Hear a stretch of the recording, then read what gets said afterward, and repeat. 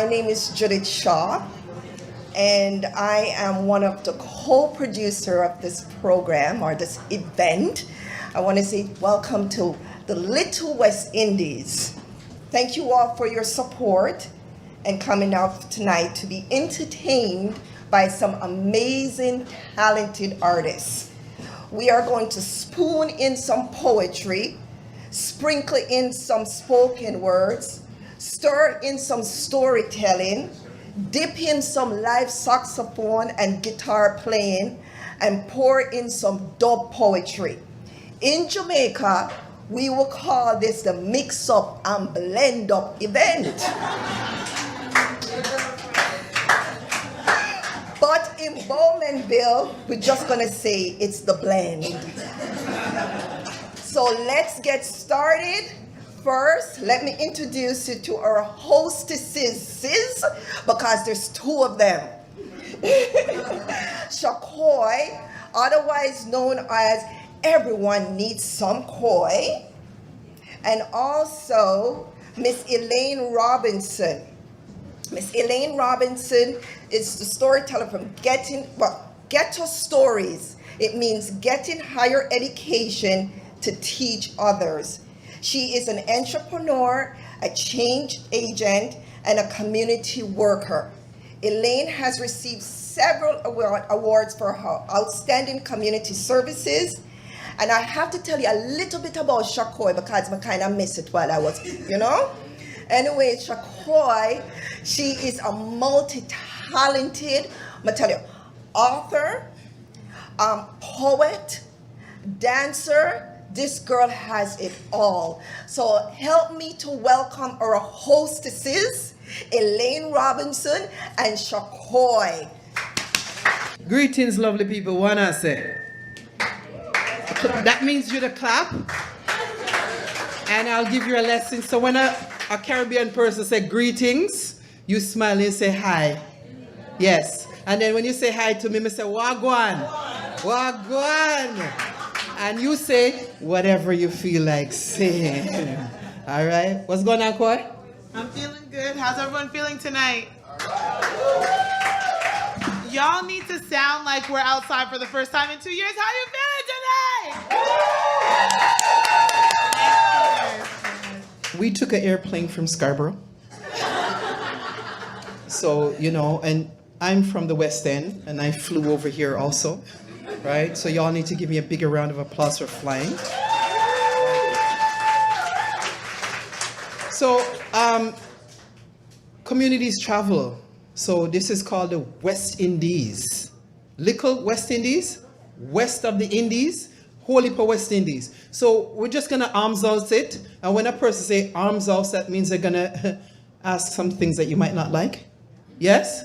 So, okay. So anybody from Trinidad? Bam. We're going around the islands. It's West Indies, right? So another Caribbean island. Give out another Caribbean island. Anybody from Jamaica? Y'all are the quietest Jamaicans I've ever heard. Y'all is just, don't be scared. Don't be scared. We are here, okay? We're Grenadians. Do I have any Grenadians? Yes, love that. Anybody from Barbados? Yes, love it. You're nice now since you don't have sexy girl Rihanna and a hero now, eh? Yes, Big yes. things are going for International. International. Vinceys? Any Vinceys? No Vinceys? Hey, just in reference, in reference. Yeah, in reference. They left early. It's fine. All right. So we're going around. So if I don't know all the islands, that's as much as I know. Right? That's as much as I know. I'm sure there's a whole lot more, but that's as much as I know. Yes, for worries. right now, and I promise if I remember any, I'll call it out. Excellent. Right. Sounds good. And then I just want to quickly test the crowd because, a thing about performing and getting up and speaking with people, there's a lot of doubt that you feel. So I want everyone to raise your hand if you've ever felt any doubt in your life. Okay, yep. So we can relate. We can relate. So I want everyone to give the performers the utmost respect. And I want to actually say my tagline here because sometimes I'll be feeling doubtful. So my tagline is release the doubt, and then y'all say, and step out. Okay? So we're going to try that on 3 to just release all the jitters because we outside now, okay? On 3. 1, 2, 3. Release the doubt. Step out. Why you my family then, yeah? Like that. Yeah, yeah. Yes, I love it. Are we ready to start the show? Do you think they're ready to see some Y'all performances? ready? We're ready for some performers. That sounded too nice. They don't sound They're excited. not ready. They're not ready. They're not Oh, ready. yes. Yes. Should we ask them again? Should we ask them again? Again. Okay, let them think about it so that they know, they understand that we're not playing. Okay, we're going to ask. Are you ready to hear some performances? That's more like it. That's more like it. Excellent. I like that. I think they're ready. Excellent. So introducing our first performer to the stage, please make some noise for Heather. Heather. Can we talk about Heather for a minute? Yes, we can. So, my tagline is I'm the mix-up one. So I mix up an arms house everybody. So there's a little, So Heather. Met Heather about, 3 years ago? Keisha, correct? Keisha, handsome enough? 4. All right. So Keisha, for handsome, because Keisha knows, right? So I met her 4 years ago at Talking Tales, right? And I'm very straightforward, and I hope I don't scare you all. But she's one of the most confident white women I know. Yes. So, and in saying so, and take it in the context of love, because we're one race, human race, right? But we have one race, human race. But our community has a tendency to put us into, all right? So I won't say it. So I come to Talking Tales now. So Talking Tales is where we tell stories. And all these stories. And this 5 foot something white lady telling us all about stories. And she made telling stories look like, and you don't know? So you mean you don't know? So how you mean you're from the Caribbean and you don't know? So when you hear that, and you see the confidence pouring out, I just want to tell you, we stand in gratitude for you. All right? So, big things, right? And in Jamaica, when we like you, we say, big up yourself. Big up yourself. All right, that's you. Do your thing. I'm 5'1.5".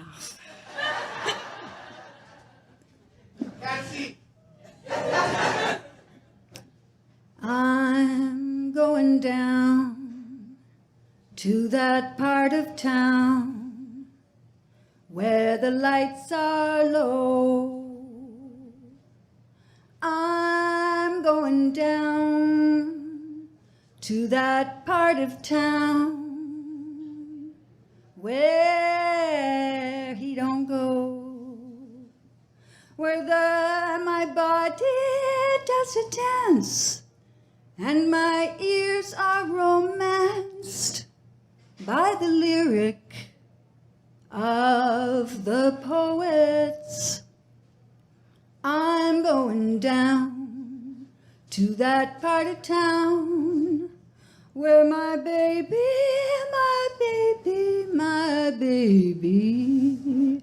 won't go. Isn't that the way in relationships?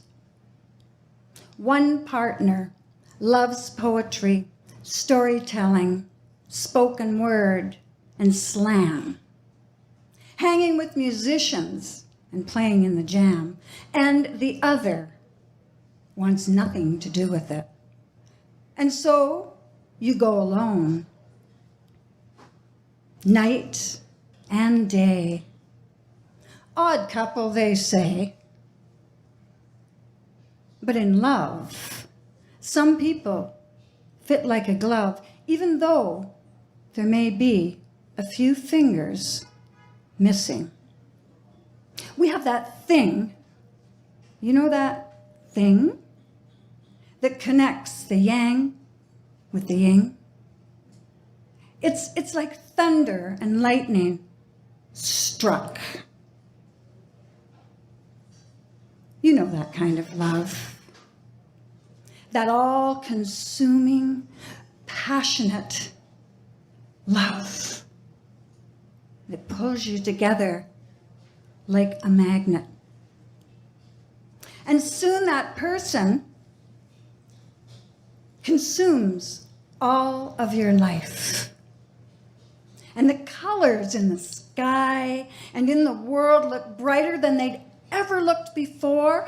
And when you hear a lyric in a poem or a song, it's all yours.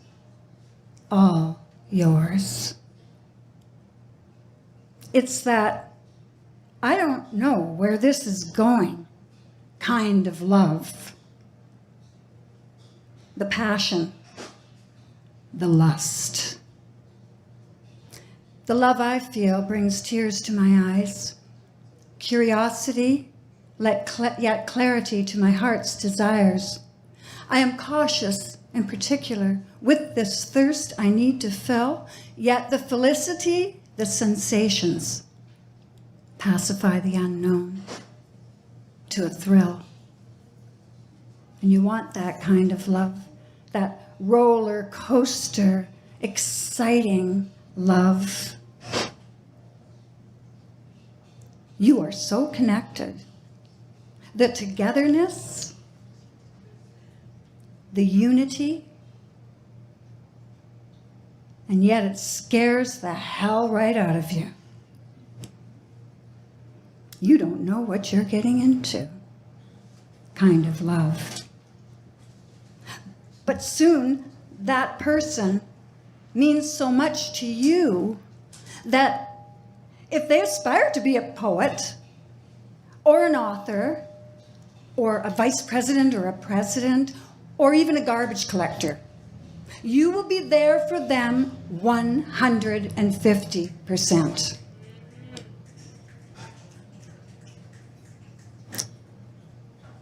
Progress is healthy.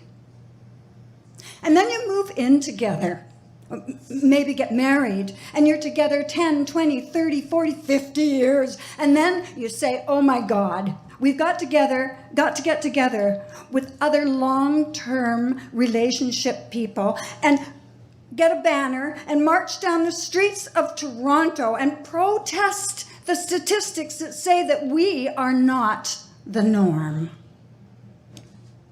And you grow together like fine wine. And soon you're finishing one another's sentences. Cliche, I know. And you love that groove in the couch where you both fit so perfectly. And when the time comes, you'll dab the drool from one another's mouths, and you'll wipe each other's ass if you have to. It's that kind of love.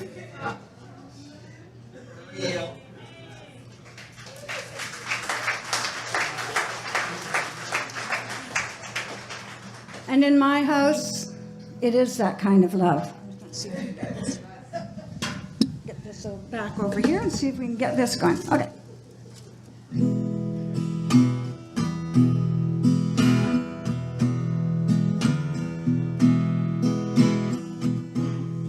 I got a man.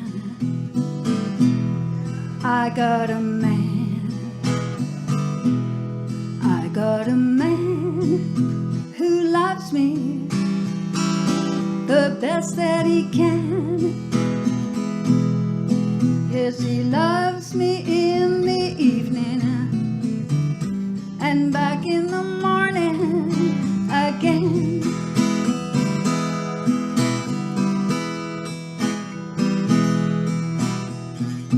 When I go out at night, when I go out at night, when I go out at night and come home, he loves loves me the best that he can. Yes, he loves me in the evening and back in the morning again. It's that kind of love. Thank you.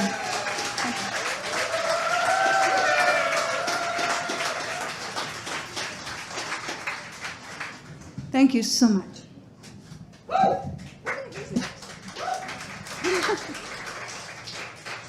Alla uno have no man better get jealous.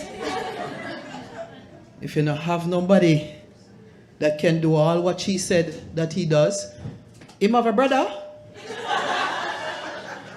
Me single, you know. Me single, and if he'll do all of that, me fight. You understand? We good? Y'all feeling? You nice? All right. You almost ready, my friend? Oh, he's ready. So, Delroy, aka our version of Kenny G. Yeah, our version of Kenny G. He has a way to play the saxophone, and when he's he just makes you hungry. You ever see that food and you're just hungry and you don't want that food, and the more that you just keep getting hungry? Can anybody relate to that? Right now. So Delroy, he's been playing music for years, and he has a story, and it's his story to share. But let the music, technology. We're gonna let the music speak for itself. And Delroy, if you at any time want to share, because I think it's better when the person share who they are with you outside of their music. All right, so what you ready? Great. All right, run the things, run the track.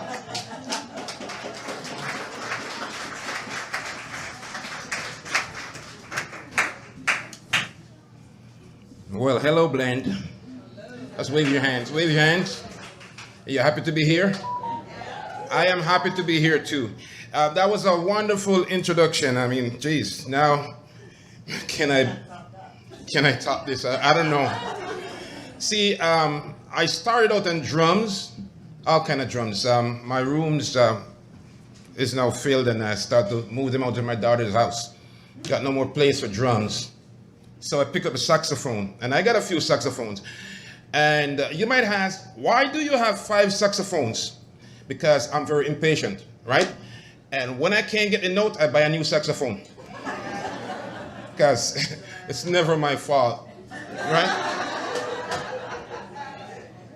Now, I am known around the circle as Deli G. My last name is Gordon, Delroy Gordon. So they call me Deli G. So I'm here tonight. Deli G is here because Kenny G couldn't make it. All right, so I'm gonna try and do a couple of songs. And I've been playing for a long time, but ask me if I'm nervous. Yeah. Yeah, I'm nervous. It's butterflies. You have to have that, whether in music or love. Which, okay, so I'm a little nervous, but I will get over it. Okay, so what I want you to do before I start, I'm gonna ask you to do me a favor. Can you please give me a big round of applause?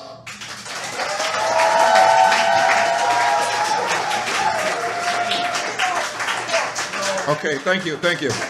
I know I shouldn't have done that. That's just not nice. But you see, I'm doing this because anything happen now, you sanctioned me. All right? So I'm playing with house money right now. All right. Let me see how this thing works.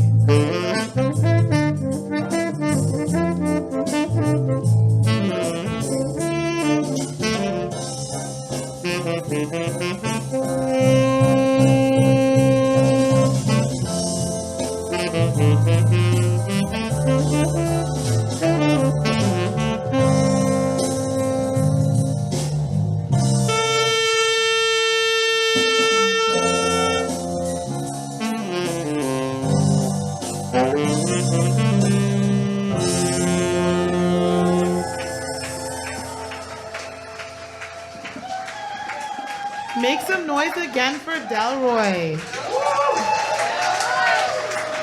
That was amazing. And I hope everyone was able to also take in the ambiance of the rain. When was the last time you played a saxophone in the rain? Come on now. Come on now. And if you haven't guessed the theme of the night, can anyone guess it? What's the theme of the night? Yes. So the theme of the night is love. And I absolutely love the next performer that's going to be coming to the stage. I'm going to allow her to introduce herself, but one thing I'm going to say is that she is a creative that I've seen continue to grow, take up many stages from the first open mic in Pickering to now the first open mic in Bowmanville. Make some noise. Excellent. For Naya Renee. Sorry, Naya Rihanna. That's what I said the first time. Yeah. Of course. Hello, hi. Hi. My name is Naya Rihanna. I am a spoken word poet. Today I'll be doing 2 poems following the theme of love. I'm going to introduce each poem separately, so I give like a little introduction and then I go into it. So, closer? I know I'm a little tall, you know. Hold on. Wait, I don't want to break it. Just tilt it. Is this better? Okay, cool. So, my first poem is called It Will Make Sense. It's about how playing games in love is a losing battle. These games I played were innocently naive. They were my defense mechanism. I was afraid to be vulnerable because of my fear of rejection. However, when I play with my heart, I get played. When I hide myself, I am not found. When I deny what I feel, I am met with rejection. You reap what you sow. You get what you give. Now that I know my heart, I will treat it right from the start, honestly, openly, and not shy away from my vulnerability. It's time to meet authenticity with authenticity. It will make sense. It made sense, just follow my heart. But as I reflect on the past tense, my experience, it makes no sense. Was my heart victim to the art of pretense? Did I let you use your words to entice, entangle, and enchant? I mean, was it really you? Rhetorical, it's always me. I put my hope in hollow words. But no, wait, I thought this time was different. Actions speak louder, right? I thought I made sure. I applied the correction, and I say that with conviction, so how is it that this lesson is not learned? I have to question, Am I living in the true definition of insanity? Maybe somewhere down the road I must have lost traction, but no, I told myself to cruise. I had my foot off the gas. I thought I knew my limits. I guess not. Because, look, I found myself back in the same lane. I've been on this drive before. This ends with my 2 feet in and one of yours out the door. Of course, It couldn't have been that easy. It made no sense. I thought I knew my heart. But as I reflect, I question. Maybe my heart's intent was persuaded by pretense? I laugh because now my experience, makes sense. You reap what you sow. I chose to dance on the line between truth and the lies, disguise what truly lied in my desire. I'm tired of dancing in self-inflicted confusion, feeding the illusion as I starve certainty. I'm afraid of transparency, so I hide in the mirage. I found comfort in the facade. I said just enough while saying nothing at all, rehearsed my lines, choreographed the dance because I'm afraid to fall. So instead of standing tall in my truth, I'd rather act and play aloof. It makes sense. I know my heart. As I look future tense, the event will make sense. I will untuck my sleeve, wear my heart open, not afraid that I'll bleed, because the pretense was in the disbelief that I couldn't control that possibility. The lesson is transparency, honesty, and vulnerability, and reveal my pure heart's intent of loving unconditionally, because ultimately, what I give is what I will receive.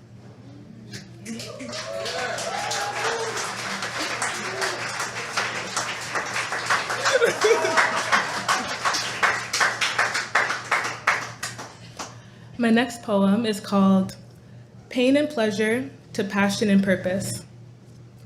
This poem is inspired by my relationship with my significant other, who is my bestest of friend. We came into this relationship with emotional scars.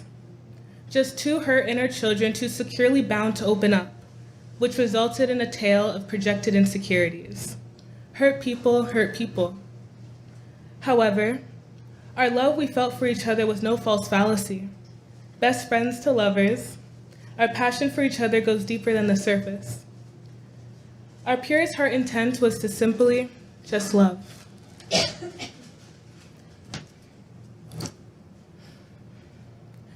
Pain and pleasure is an addictive tether, but is one that will never last. The tension pulls like an elastic just waiting to slip. When either one of us loses our grip, the other one is hit, thus piercing our heart. We'd be lying if we said it didn't hurt so good, like 2 sadists who cut each other's skin for sport. Familiarity of this polarity is where we found comfort. It's a wound so deep it's tore our psyche.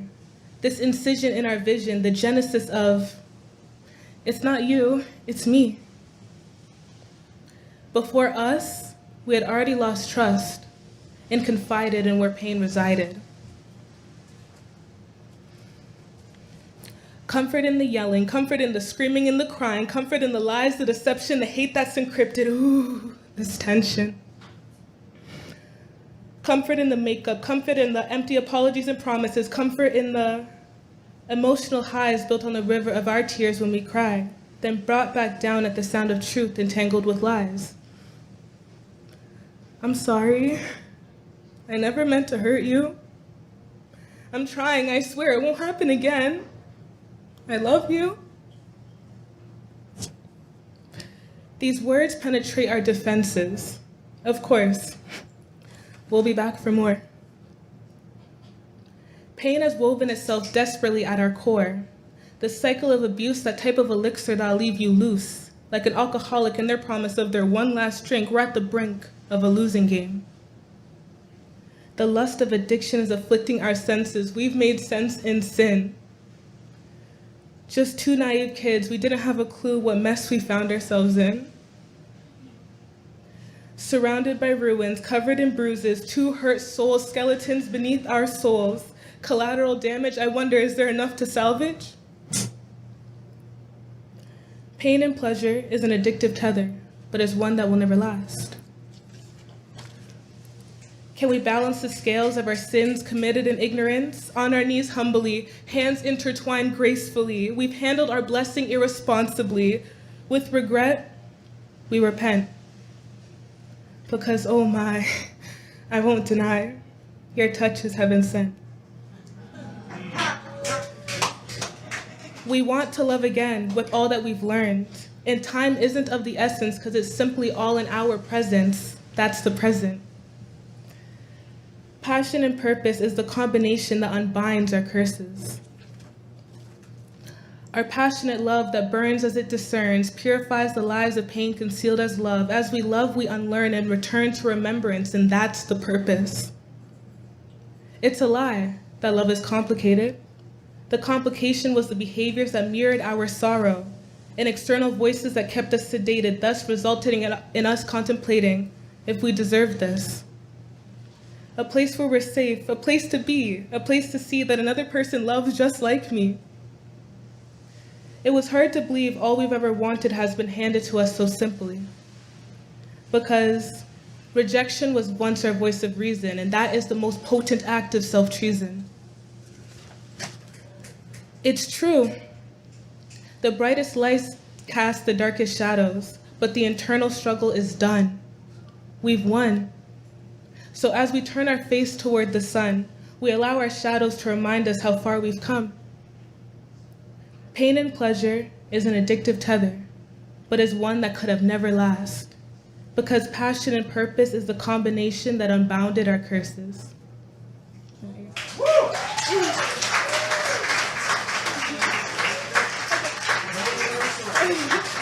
Thank you.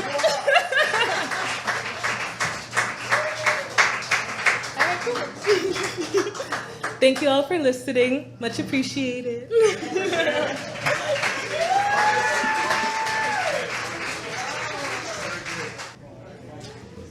Another round of applause.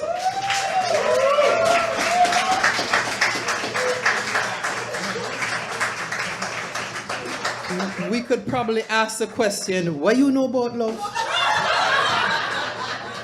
I'm listening to you over there. You got me quite worried. But I am very proud because I can hear that you are speaking your truth.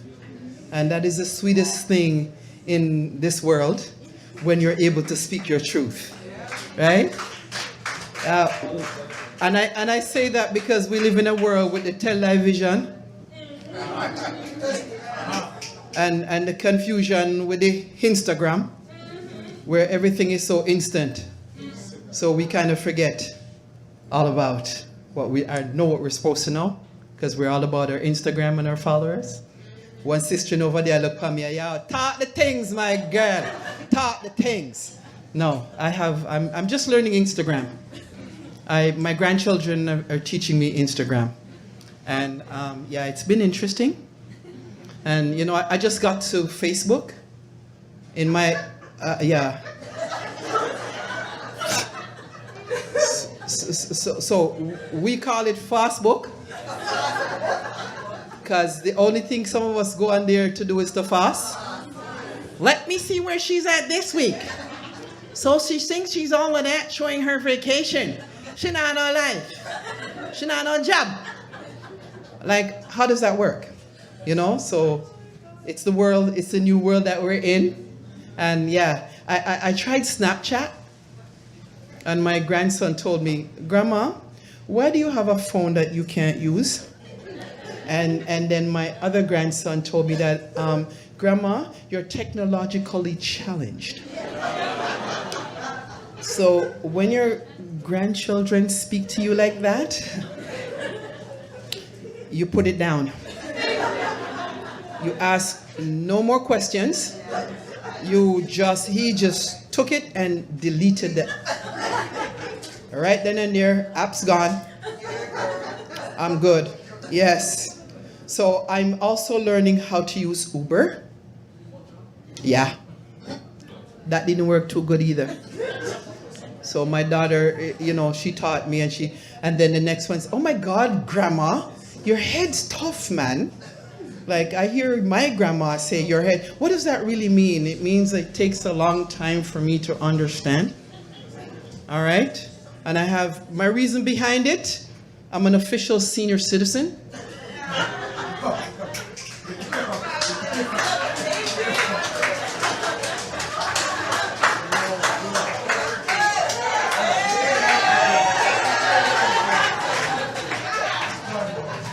So this is what senior citizen looks like. Yes. And I go to Shoppers Drug Mart and I get my discount.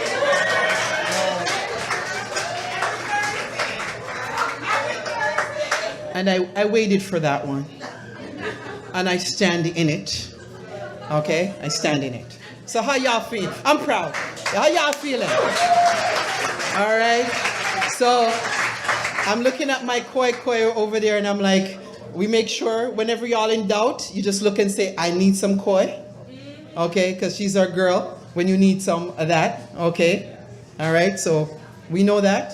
What's the theme for tonight? Love. All right. Everybody know what love is? Aye, you got it. Right? I'm still learning love. I'm still learning love. And I hope I never stop learning love. Because there's so many different kinds of love. Right? So as we learn it, we relearn it, and we unlearn it. But we all gotta love. Right? So, I'm getting ready to announce the next person. And I forgot my phone. Right? All I remember is his name is Victor. There we go. All right. So Victor, please. From what senior citizen? From what I see that. There you go. So please come and share. I think it's best when you share who you are with us. All right. So can you do that for me? Absolutely. All right.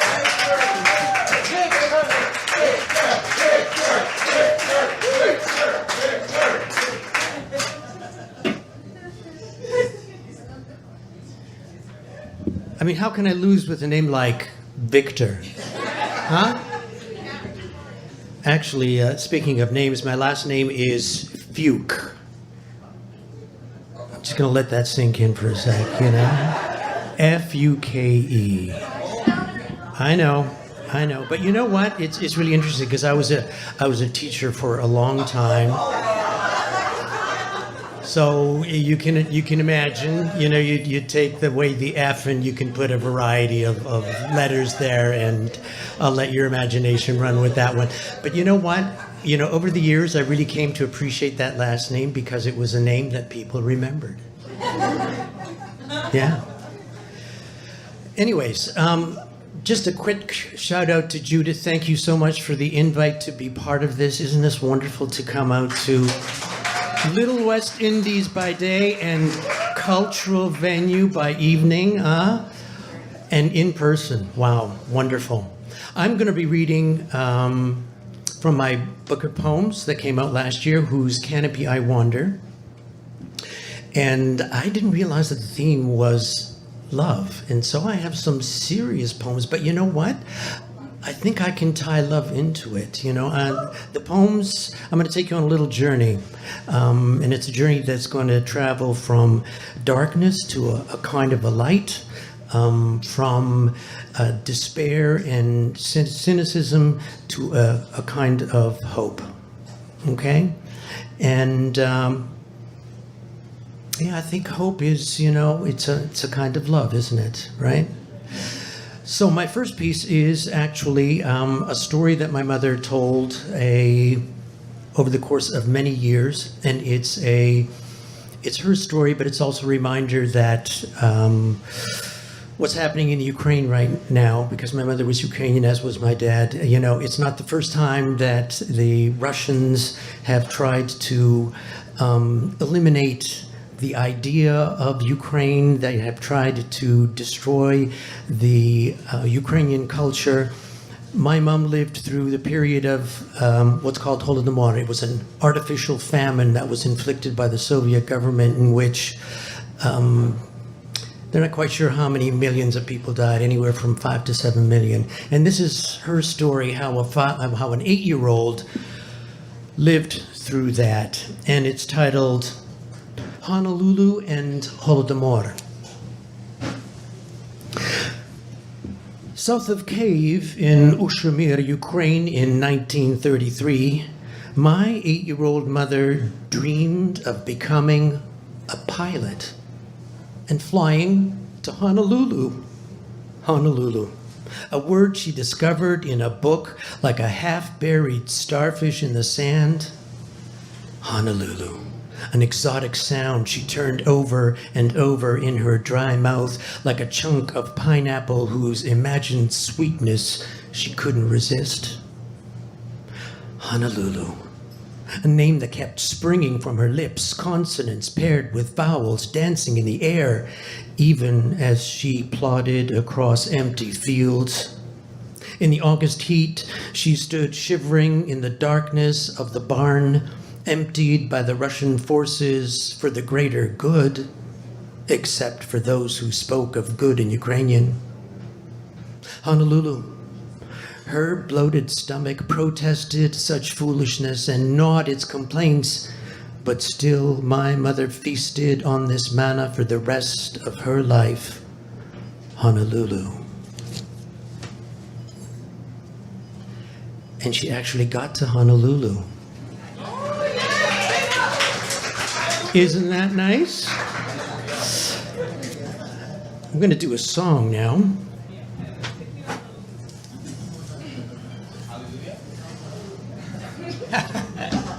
That would have been a good choice. Hallelujah.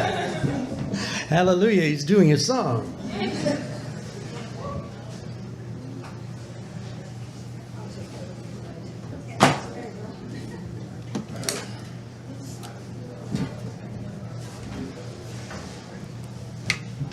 Yeah, could you move that in? So how do we explain things like what's happening in the Ukraine now and what happened back in the 30s to my mom, and that's not all, you know. It continues to be a mystery and a puzzle that we're trying to figure out. And one of the pieces of that puzzle is the basis for this song, and it's actually based on a poem that's in my book. But I turned it into a song, and it's about 3 boys and the kind of dark impulses that live not only in them, but, you know, I think if we're honest with ourselves, they kind of live in us as well.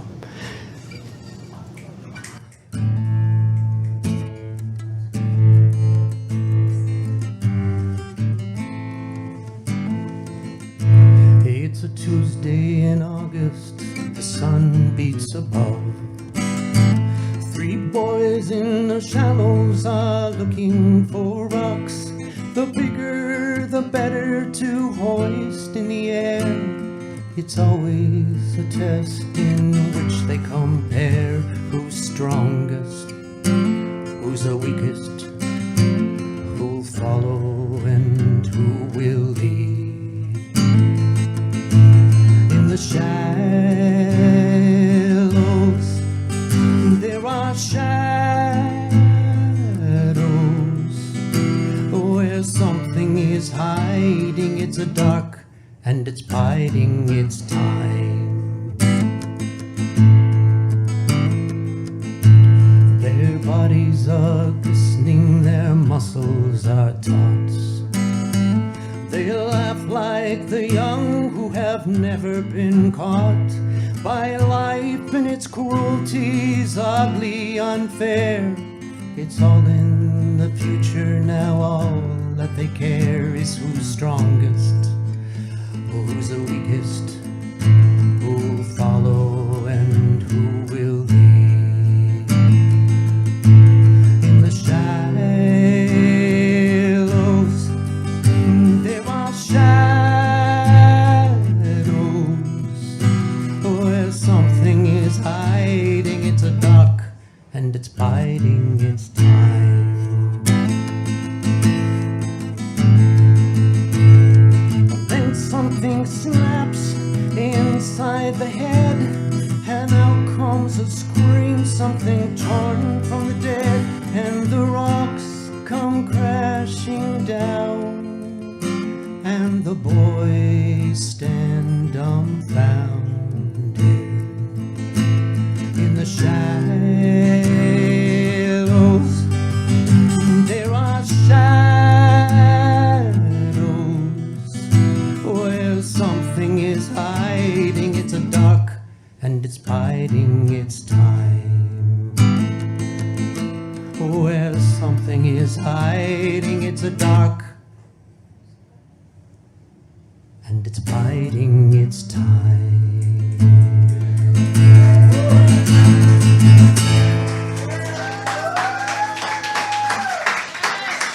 Thank you. Thank you.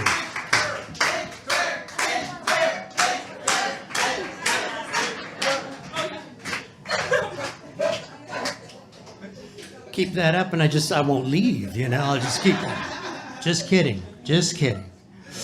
So, you know what? Those are the darker impulses, and I want to move to something, that's offers a little more optimism and hope. And that's the reason I'm wearing this hat, because I found myself at a party where I was in the kitchen with a young man who was perhaps, 15 or 16, and he had this mane of hair, and I was wearing the hat because I'm, slightly,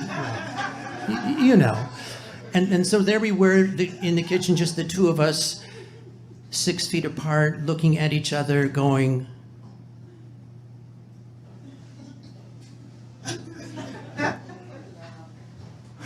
okay, so here's the poem that answers that question. And it's a poem that, shows us that, these kind of divides, whether they be cultural, generational, can be bridged. It's titled The Hat and the Hair. Across the 6 feet and 40 years, the teen and senior standing in the kitchen stare at each other in a dumb state of not knowing what to say or even how to say it. And the silence grows like a rope being knotted again and again and again until it feels like the Gordian knot. Then the brilliance of youth slices through the problem with, I like your hat, man. It's cool. These guileless words so surprise the man, he says before he can think, I love your hair. And he does, without envy, without expectation, with gratitude. Each offers what the other needs. A cool hat and lovely hair have found one another.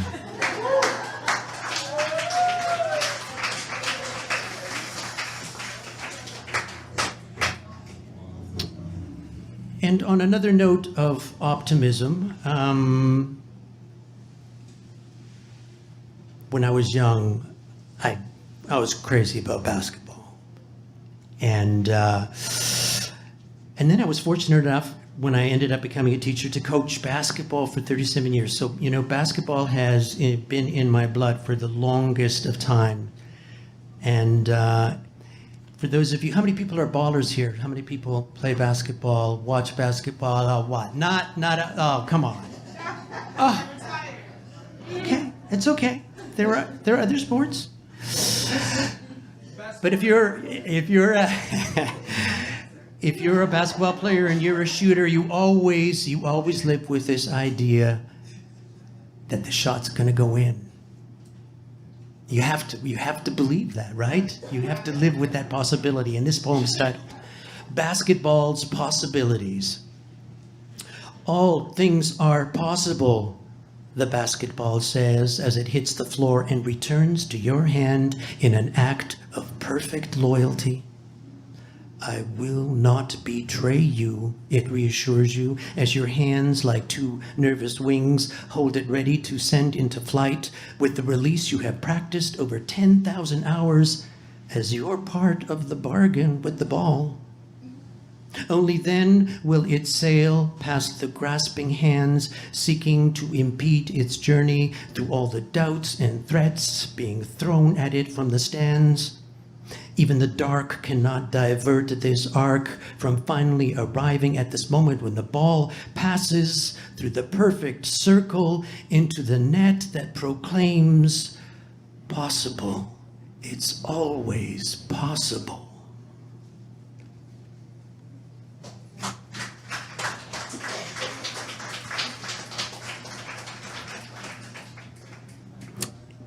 And on a final note of hope, I would like to read a piece titled The Last Dance, and it kind of speaks to a couple of things. I think the power of nature as a reminder of beauty, as a source of kind of nourishment that we're not always able to explain.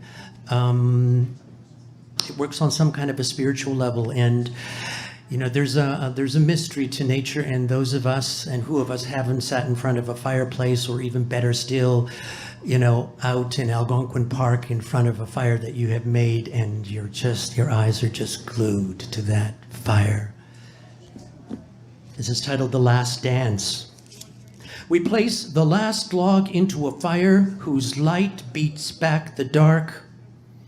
Overhead in the trees' canopy, the wind hums and the branches sway like teenagers dancing the last song of the night, moving just enough to call it a dance, amazed how perfectly their bodies fit each other, how deeply they plunge into each other's gaze, the way our eyes, leashed to the flames, pull our hearts into the dreamy heat, leaving behind the day's aches of paddling into wind and waves to drift on a silent current of the universal The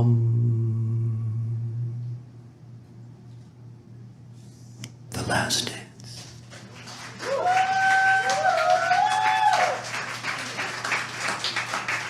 Thank you so much for being a wonderful audience. I should let you know my book, Whose Canopy I Wonder, I do have some copies here for sale, so if you are interested, then find me during the break or after the show. You've been a wonderful audience, and enjoy the rest of the evening. Thank you.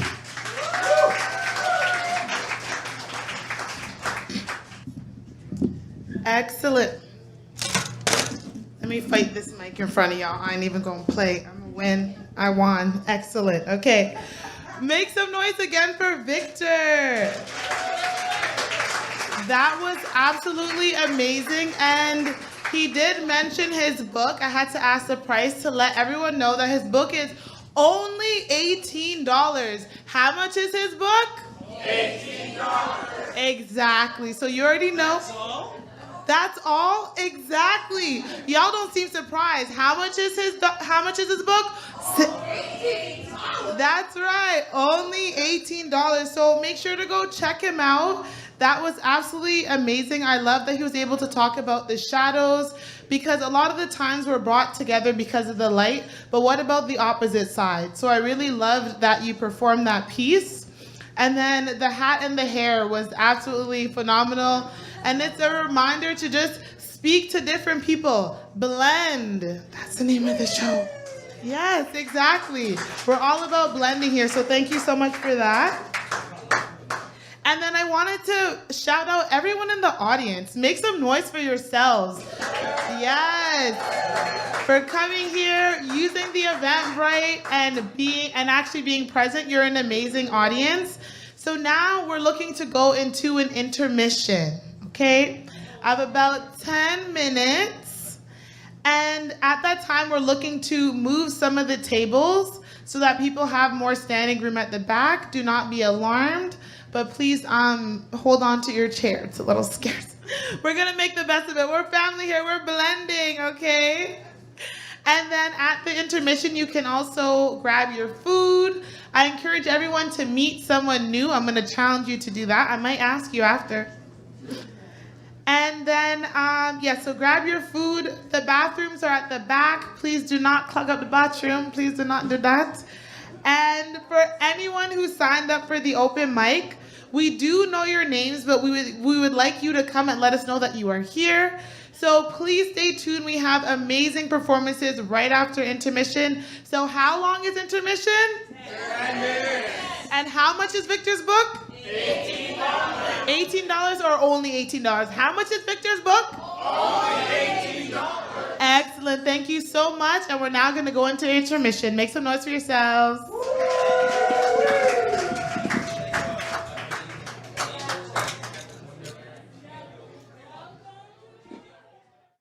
We have prizes and surprises. Yes. So I want you all to listen very carefully for the rest of the evening. I need your undivided attention because you're in class as of now. Yes. So we'll be testing you. We'll be throwing out some stuff.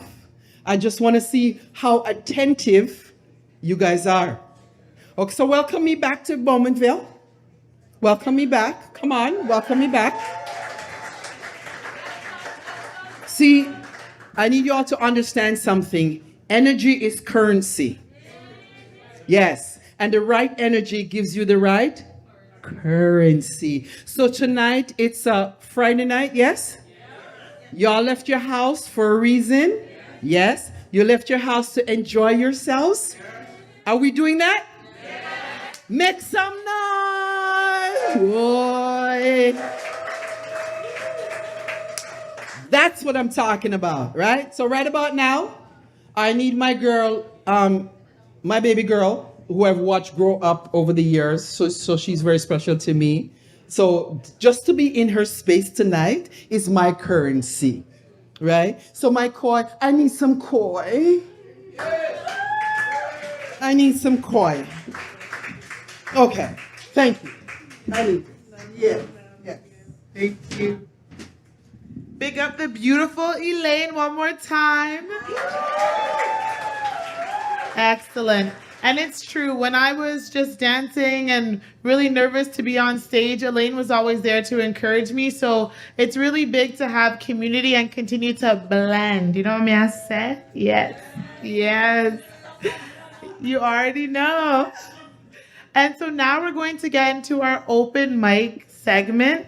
Please show extra love for these performers. Look them in their eye, smile at them, and clap really loud because it's not easy to come and perform. So I want you to make noise for our first performer, Derice. He is a poet. Make some noise.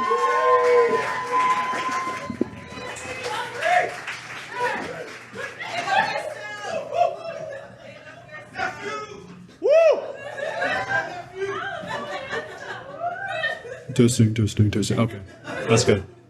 So I have to, okay. This is good? Yeah, you guys can hear at the back? Okay, cool. I'm Derice. I'm a novice, but you wouldn't be able to tell the difference with my poetry. Novice performer.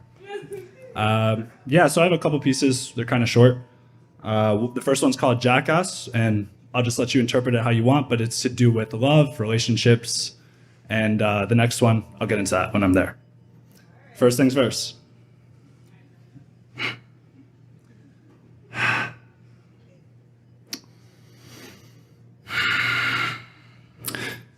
You showed me acts of love within acts of desperation.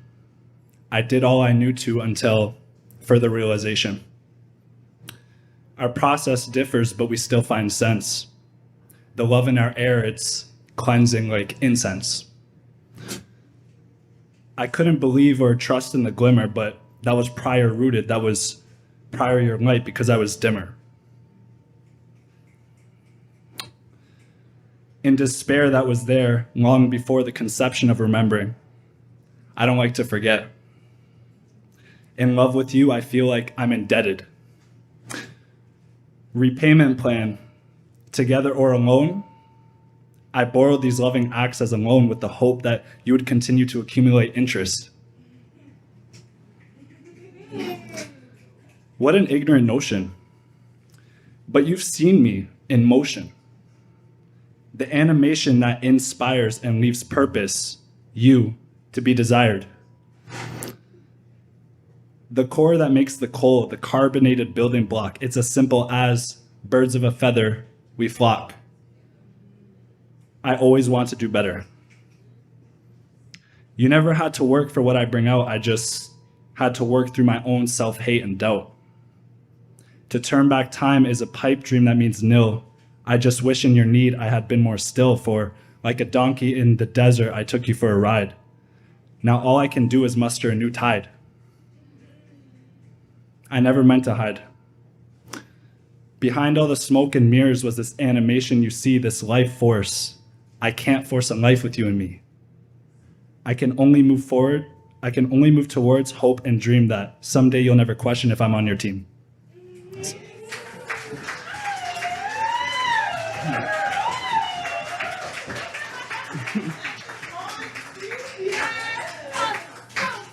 Thank you. Yeah. So this next one is called The Dare. I'm really proud of this one because I quite literally just got the inspiration for it and I just started writing it out and it turned out like, I thought it turned out amazing. So it's a little bit longer, but.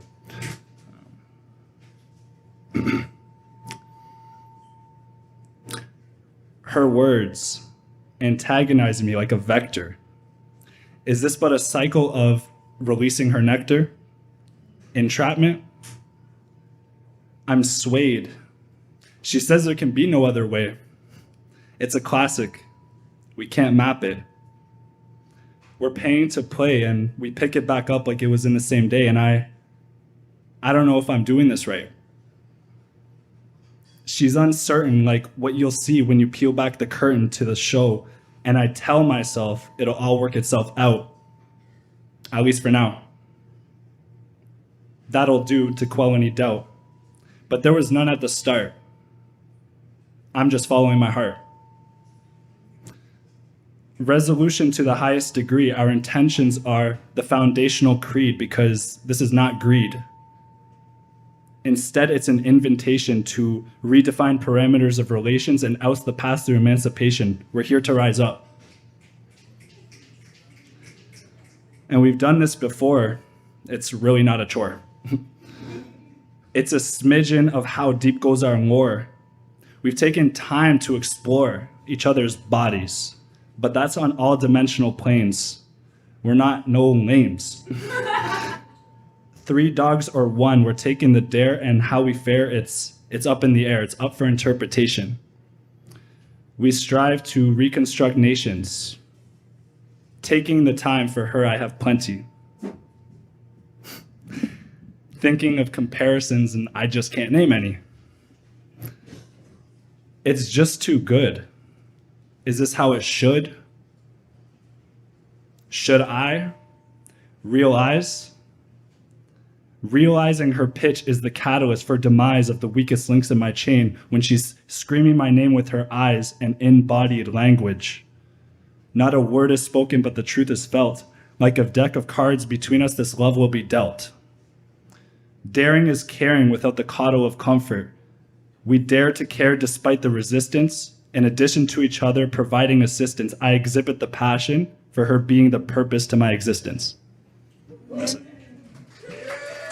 Thank you.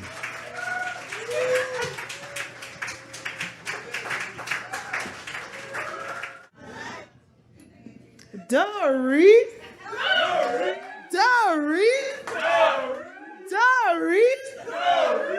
Make some noise. That was amazing. Thank you so much. It takes a lot to put yourself out there to get on an open mic. So if there's anybody out there thinking, you know, I wish that I was on the open mic, stay tuned for the next one. You never know, right? And I want us to put our hands together for our last open mic performer of the night. We are going to be getting a song from Shanika. Make some noise.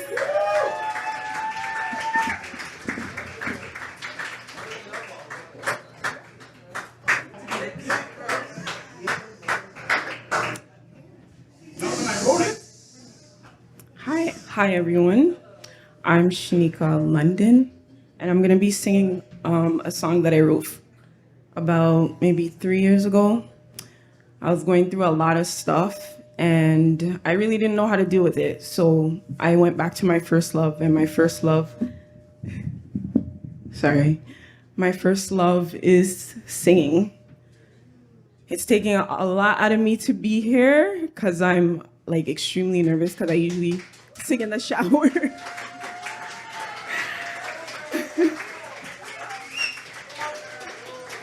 So I don't have the music, but I'm just gonna sing the song without the music today. So I hope that what I sing blesses your heart tonight. There's a war inside of me that people can't see. Every day I'm wondering when I'll be free. There are so many things I wanna do, but I can't see my way through. So Lord, where are you? Help my unbelief.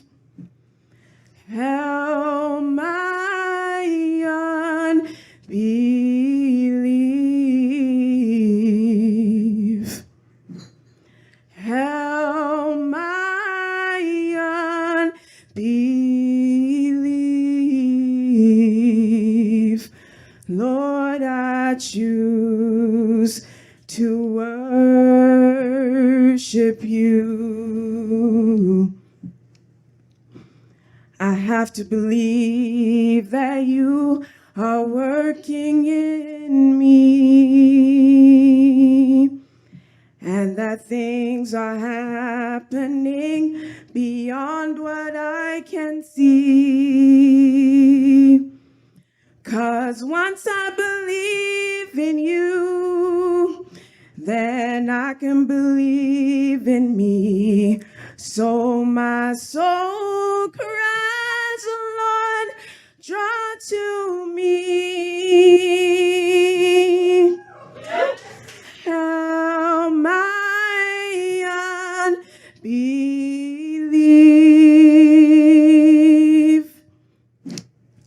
Help my unbelief.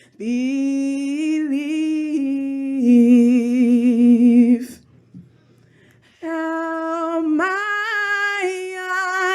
unbelief. Oh Lord, I choose to worship you. Bow down and worship him. Worship him. Oh, worship him. Bow down and worship him. Worship him. Oh, worship him. Lord, I do believe.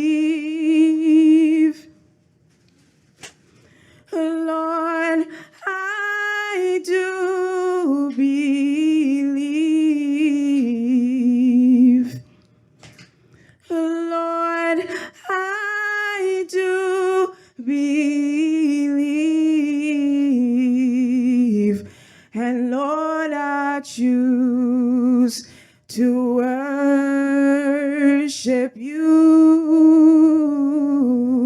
Oh Lord, I choose to bow to you.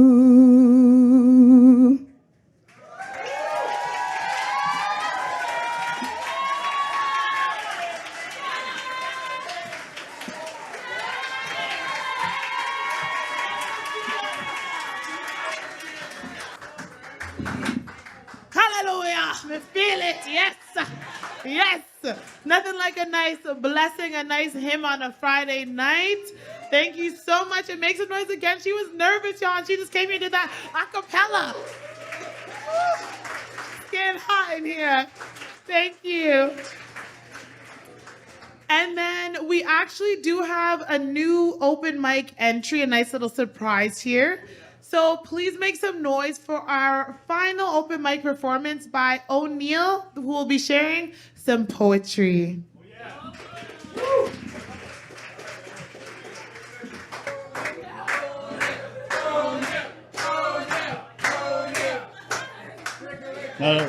Good night. How we doing? Beautiful. So in the theme of love, I hope I don't break this thing.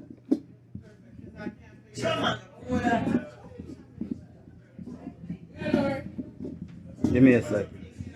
Okay, there we go. Good? All right. So, I brought 2 poems, but I don't want to take up too much time, so I'm gonna do the one that's in alignment with the theme of love, right? Yeah. Okay, so let's do it. So this one is entitled, Not Even for a Little, for all the lovers. Okay? So it says here, where did we go wrong? I'm really not too sure. Guessing all those arguments going back and forth. It doesn't make sense, then leave it alone, because irrelevant issues can break up happy homes. Now who wants that? Not me. I just want us to be in the same spot, sharing food from the same pot, taking walks summertime. Damn, Dib, it's hot. I just want us to have each other's back, not the cliche, but in the acts, until it's an undeniable solid fact.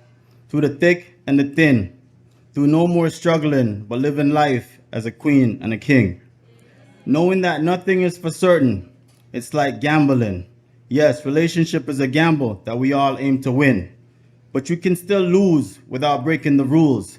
Communication is vital. Now ain't that the truth? We don't have to see eye to eye on every single issue. Just remain focused on why we made this official. You're with me and I'm with you. I love to see you smile. I love to hear you giggle. One thing I don't love though, and that is to miss you, not even for a little.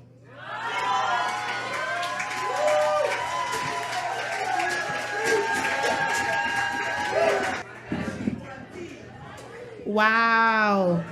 Wow. You see, you never know what happens when you just release your doubt, step out, and get onto the stage.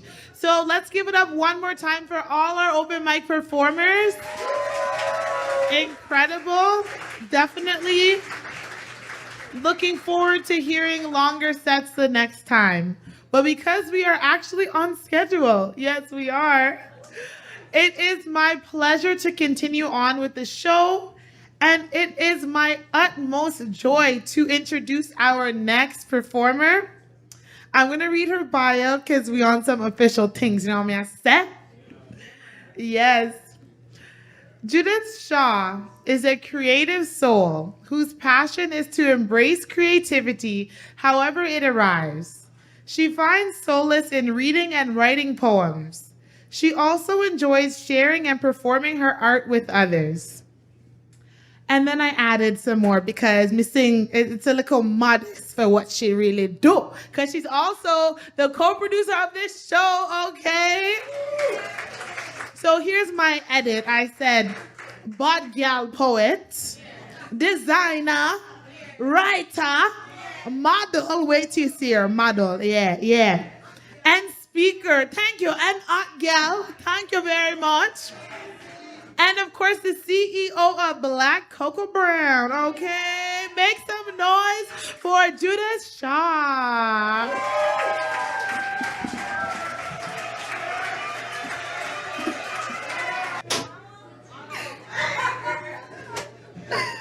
Well, thank you very much. I greatly appreciate that. Oops.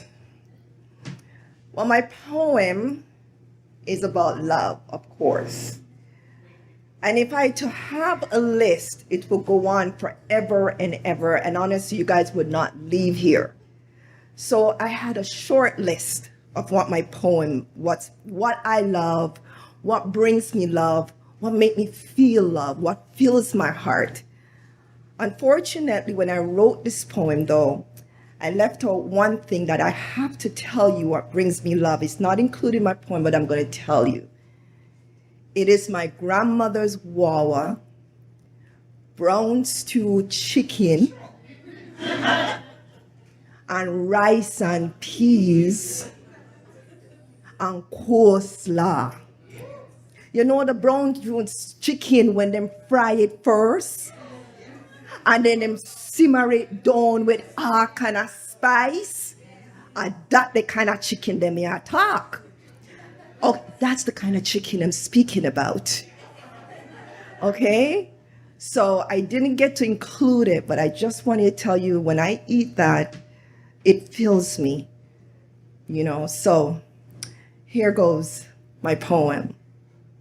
And it's called I Love Love. I love love. I love the warmth of love's embraces and the caresses of love's passionate kisses. Love erases loneliness, replacing it with togetherness. Love. Love, love, love is that four wheels transportation that drives away all your sadness.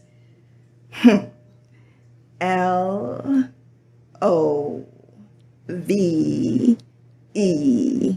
Love. Love pumps through my veins, circulating deep, tender affection.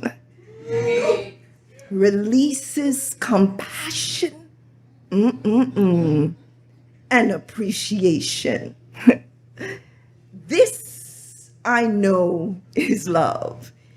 Baby's first cry, baby's toothless smiles, the giggles and the sparkles in their eyes. This too I know is love. Spring awakening from winter's sleep, musical birds singing cheerfully, tambourine melodies in the lush green trees, colorful flowers painted in the summer. Sweet, fragrant ocean breeze. Clap, clap, clap, clapping of the waving sea. Love, love, love, love, love, love, love, love evokes emotions. Never hurting, never aching. Love is the healer of painful sensations. It's the maker of peacefulness. Love is the chatters and the laughter's creator. It's the steps in your dancing feet. Love, love, love, love, love, love, love, love. Love is a euphoric pleasure. This moment, right here, right now, is love. Love is you and me in harmony, inspired by the greatest love of all, loving myself unconditionally. I love.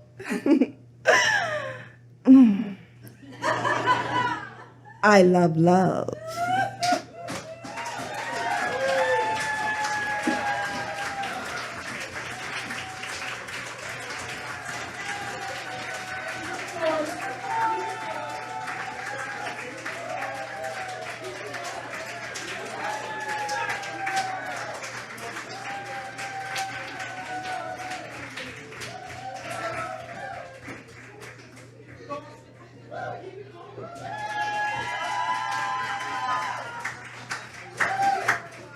Y'all don't listen. I said to keep it going.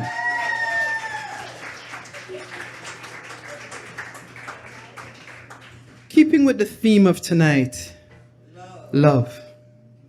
What is love? Is it patient? Is it kind? It is sometimes. It's everything. And as Bob Marley would say, one love. We're waiting for one heart. Let's get together and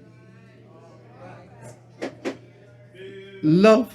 Love has a tendency to do things. Love can turn some of us fool-ish. Don't forget the ish onto it. And it can be the most amazing feeling that ever exists in this world. Yes. So give a round of applause for love.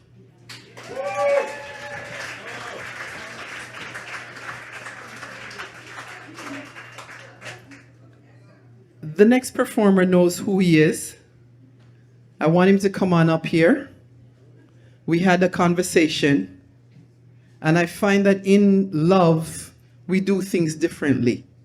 So in loving who he is and what he does, he's going to lovingly introduce himself to all of you. Good evening, good evening. My name is Raul Grant, and I'm an author and a poet. Being a poet has helped me write a lot of children's stories. I'm also a songwriter, and it has developed my skills. So I like writing a lot of poems. Now, I'm here to share with you 2 poems from one of my favorite books, The Symposium Library of Poetry. Now, I'm here to make you think today about yourself and who you are, about your self-being. It's done in a philosophy way just to make you understand yourself. So,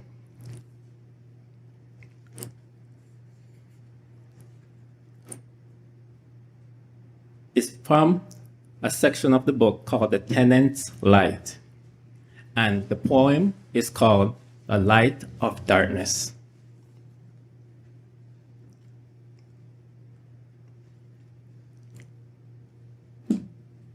In this space, boundaries seem endless, with the emptiness of nothing and no sense of direction to find the exit from where you entered, leaving you at a point within, feeling lost, but found out that light is the only way to see darkness. And throughout all that time, you were still there, guided by your sight.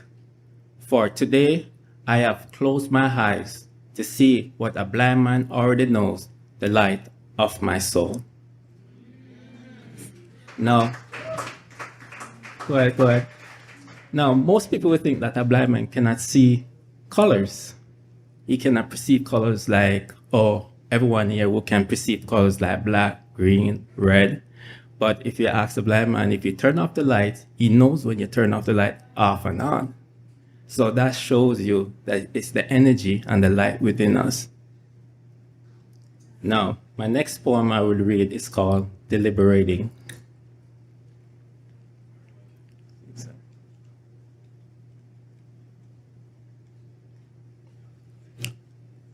Deliberating. I sense a compound of confusion pulling you away. Cartloads of encumbrance jointly tallied by a mule, confronted with lots of repulsive goddamn knits, crochet in a spider's weaves and spins, stuck in the crepuscular thinking, where could you have been, standing there with no one to look upon your face, expressing deep contemplation penetrating from the center of your forehead. All of your great deliberations, the formation aligned, is that every perspective has an angle, the end result from the opposite starting point, distracted by the multiple facets compound within your kaleidoscope eye before someone pointed you to the light. You cannot sense danger and follow, and if you cannot live today, you cannot see tomorrow. Confused on directions and arrows, optimistic clouds are in the sky, with no abandonment from crying. Every reason will tell you why earthly decisions are not wise. Sometimes the tongue has to compromise. The rain falls on the dry, the sun dries up the rain, where you find the BS disintegrating. Thank you very much.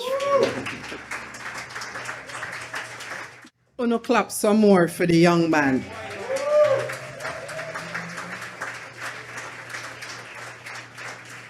And as we continue with love, so there's loving of a child, there's loving of partner. I got to be politically correct these days, right?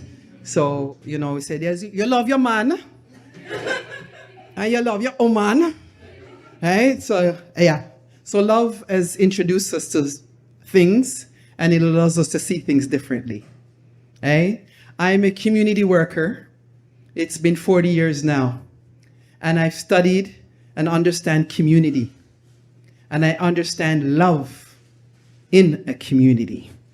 And part of what I do is I get the pleasure, esteemed pleasure, of meeting a lot of young people, especially because that's one of my areas that I specialize in. Several years ago, I had the pleasure of meeting this wonderful young lady, calls herself Keisha. Yes. And in meeting Keisha, she became part of a circle of community of women. And I belong to a special circle of women, especially young women, because I'm the elder. Yeah. And I get to practice my eldership with the young women, and I get to share with them stories. And in doing so, I met Keisha. And in having conversation with Keisha, she started doing her storytelling. And then she had I guess it would be, now you guys call them pop-up shops, but now she has a pop-up shop with community members, and it's all about storytelling and vendors and all these things. But what fascinated me is the way she took on the cultural piece of storytelling. So I am from Jamaica, but in flying to foreign, so we call it Jamaica. Because when you come to foreign, we learn to speak proper. Thank you. So me can't say, how much o'clock? Me have to say, what time is it? Right? Me can't say, what you say? Pardon me, what did you say? Right? So, yeah, I remember my first time in French class. I was 10 years old, straight from off the plane, not even cool off yet. And they brought me into French class, and she's speaking, and she said, Parlez-vous français? Me say, what you say? I may go over and tell them, say them a cuss bad word. Then I had an auntie that, you know, she's foreignized. That means she there foreign long time. So in her being foreignized, she just wouldn't speak the truth to me. So I'm brand new, and she wanted some saltfish. And all she had to say to me was, go to the store and buy a piece of saltfish and carry come. So no, yes, she did. She says, can you go to the store and buy me some codfish? So, fresh from yard, me no know nothing named codfish. Me know something named saltfish. So I went to the corner store and asked for codfish. They gave me codfish. It was the long one that they used to do the, what do you call it? Fish and chips one. So I brought it back, and then the patois came out. Lord, pick me, say you got this one, you never know what. So all you had to say was saltfish, right? So communication is definitely the key, right? So now I'm taking you back to Jamaica to a lovely lady that we know named Miss Lou. And Miss Lou is our icon because speaking patois was not allowed, right? All you hear is speak properly, speak properly. But when Miss Lou got a hold of the patois, and Miss Lou introduced us to tell us we come from this little island where we little but we. Thank you. So when you're little bit and you're talawa and you understand, and when Miss Lou come out and say, what is a bunu nunus there? And we get excited. Not excited, we get excited because we don't pronounce certain words, right? So here we are now, 21st century, and we're holding on to what is culture and our heritage. So that's what Keisha's been doing. So she has a program called Talking Tales. That's her company. Big it up. Talking Tales. And she talks about Brother Nancy. All of we know Brother Nancy. And she talks about Brother Tukuman. And most of us don't know who Brother Tukuman is. And some people are looking at me like, oh my God. So it's storytelling. And it's a part of our culture. It's a part of our roots. We've had other people come up this evening and share their storytelling and share their roots. So, Miss Keisha, forward yourself.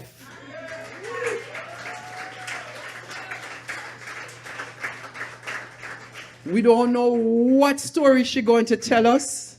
All we know is we stand in gratitude for her continuing the culture, embracing the culture big time, and coming up in front of all the storytellers, right, and sharing the story. So forward yourself and tell us big, big things we want to hear. All of the patois are going to come out. Do we need a lesson? All right. Forward yourself.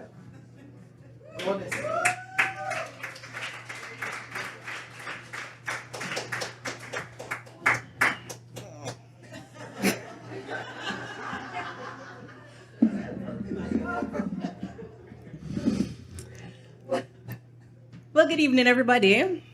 What a beautiful set of people. And we're all in person, and I can see faces. What a night. Where this evening is all about love. And in love, teeth and tongue must meet, right? Okay. But there's been a long-standing argument since, well, I would say the beginning of time, where we often wanted to find out who did what in what role. More specifically, we wanted to know who ruled the roost. Now, when you talk to a man, they will say, I do. And when you talk to a woman, they will smile and nod. Well, this story is not a Jamaican story. This story is actually a story from the DR, or the Dominican Republic. But we are one Caribbean, and this story was just too sweet not to share. Long ago, on this small island, there were two friends. And we know that there aren't many things that could divide friendships, especially long-standing friendships. All right. Let me say it this way. This story might be just a little bit offensive, but that's just because we've evolved now and our times are a little bit different and roles have also changed. But way back then, there was a role for a man and a role for a woman. And in this case, there were two friends. There was one who sold yucca and corn, and then there was Francisco who sold yams. And the two of them were entrepreneurs on the island. They were merchants and they were good friends. They often sold near to each other, and whenever they got together, they would talk about this and that life and all kinds of things. Well, one, being the older of the two, decided to help his friend who had not yet been married, but wanted to give him some advice because he was well on his way.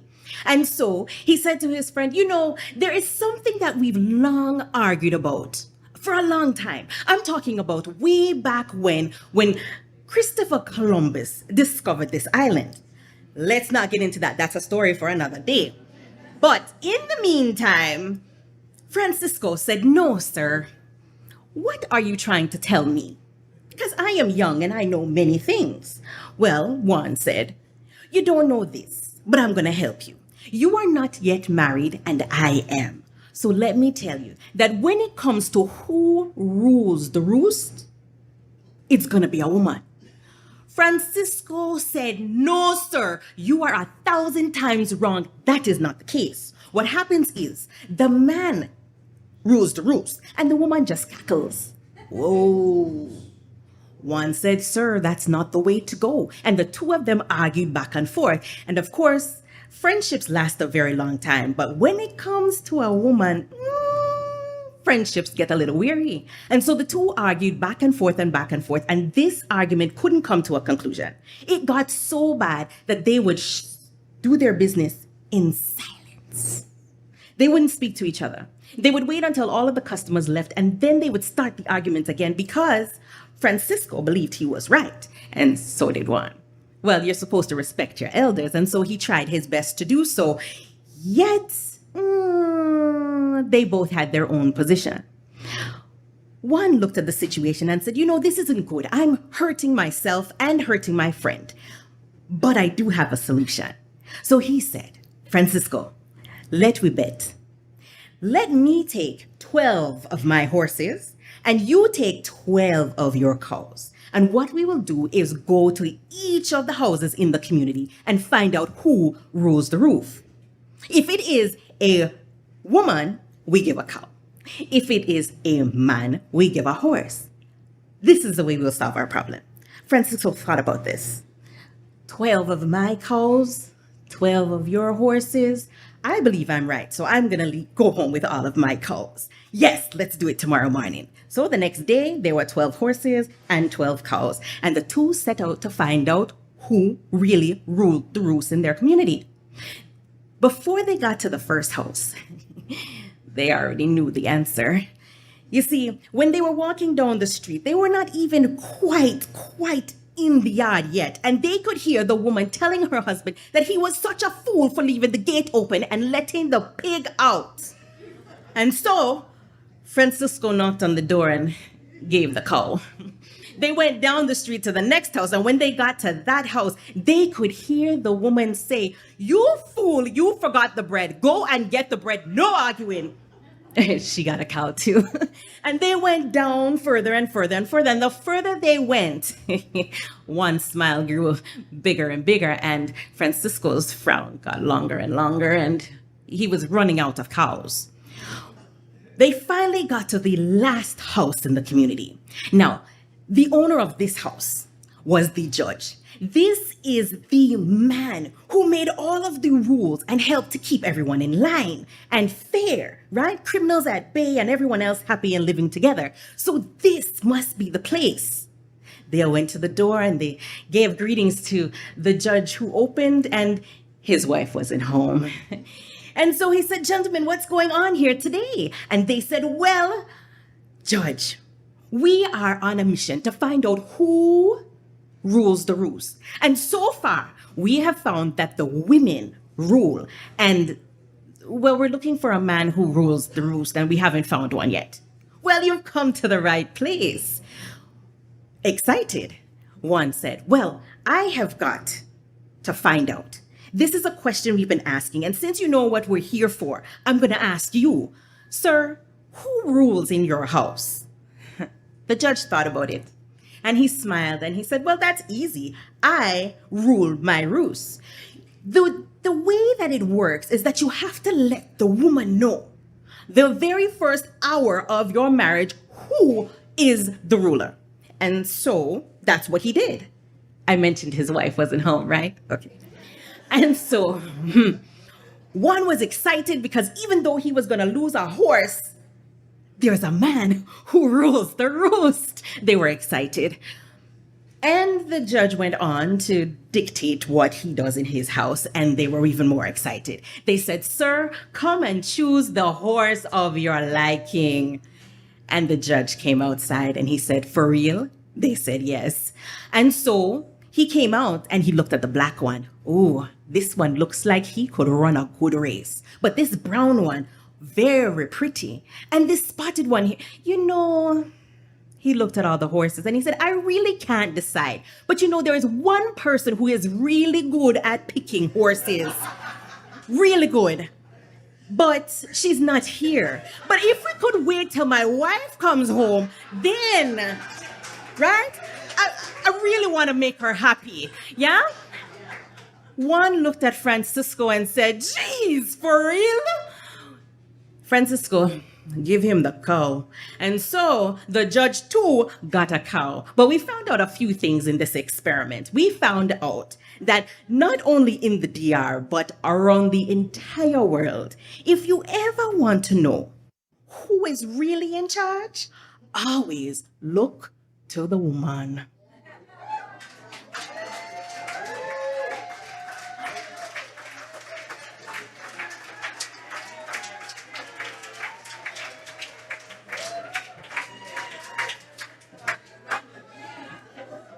All right, I don't know how much more time I can squeeze, but I figured I can't come in and come out without an Anansi story, right? All right, since we're talking about love, I'm gonna tell you the story about Anansi and Tiger. Well, Anansi and Tiger were good friends. And you know how good friends go. They talk about everything, they hang out, they do things. There was only one problem. They both liked the same woman. Miss Quabisha. Quabisha had the Coca-Cola body shape and she was nice. But you see, she would date Anansi during the day and Tiger at night because, we all want a strong, strapping man to take us out at night. And so Anansi found this out and said, "Well, how am I supposed to compete with Tiger?" Well, he had to come up with a plan. And so Anansi decided that he was going to set Quabisha straight. The next day when he meant to meet Quabisha, he feigned that he was sad. Oh. And finally Quabisha said, "Anansi, what is your problem? We're here supposed to having a good time and the only thing you can do is sigh." "Well, may I have something to tell you." And Anansi waited and waited as if he didn't want to tell the story. But Anansi, him love to tell story. So he said, "Miss Quabisha, you are in love with Tiger. And Tiger, well, him is a old riding horse. Could you imagine? Strapped in, handsome Tiger, an old riding horse? Well, Anansi had to prove it. Quabisha said, "I can't take your word for it. You have to prove it." And Anansi did. Anansi went home and pretended that he was sick. That evening, Miss Quabisha met up with Tiger, and the two of them were supposed to be having a great time, dancing and laughing and all kinds of things. But Miss Quabisha did the sighing. And when Tiger asked her what her problem was, she said, "Well, you see, Anansi told me a thing, and it is going to make this a problem. Anansi told me that you is an old riding horse and that he could prove it." Now, we all know tigers, and they all have tempers. And Tiger fled in his temper and went all the way to Anansi's house, banged on the door as if it was going to fall off its hinges. When he reached, he said, "Anansi, you have to come and set things straight." Well, this is a long story. I'm going to give you the short story. Well, Anansi pretended to be sick to the point where he couldn't move. And so he convinced Tiger that the best way to get to Miss Quabisha's house, the fastest way possible, would be to put a saddle on his back. And so Tiger, wanting to get this over with really quickly and get back to his woman, decided to put on the saddle. When he put on the saddle, he missed that Anansi also put on spurs and grabbed a whip. By the time they got close to Miss Quabisha's house, Anansi went from sick to starting to ride. And Anansi was a very good rider. And when they got to really, really close to Miss Kobisha's house, Anansi pulled back his whip and pashai! He hit the side of Tiger so hard that Tiger leaped and started running faster and faster. Miss Kobisha, Anansi called. When she looked out, she saw Anansi riding her so-called man like he was a riding horse. And that was the end of that. So if you ever wonder why tigers don't live with everybody else and why they are in the forest or the jungle, this would be why.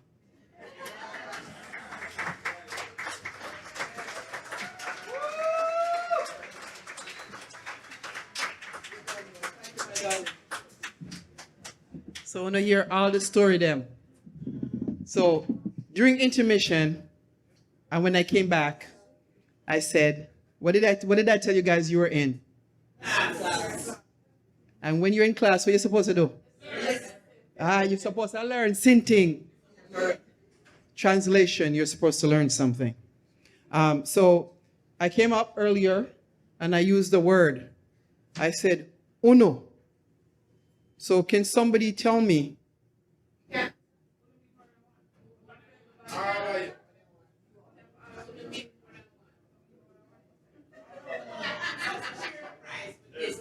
So clearly you were listening.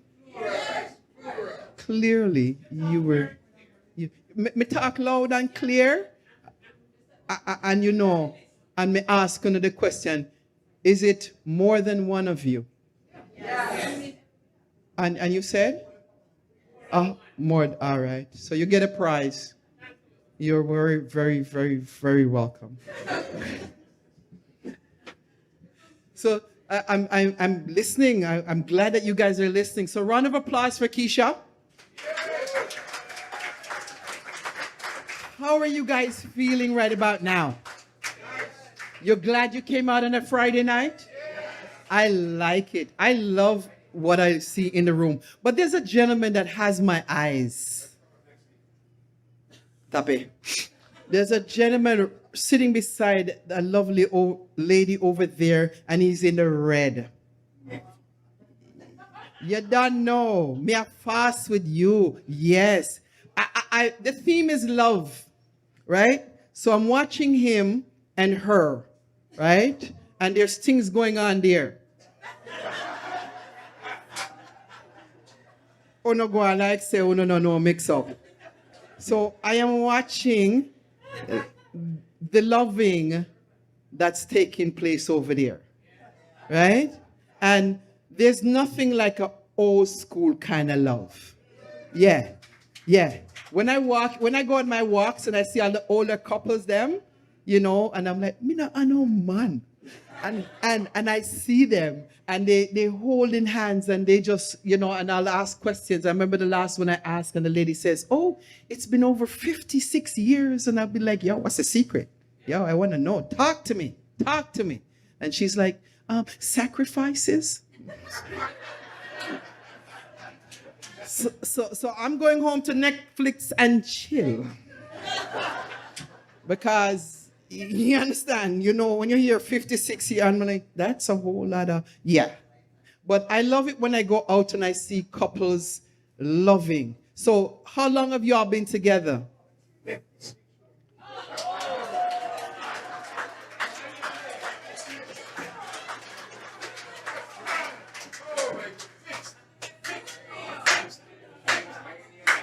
Can you believe that?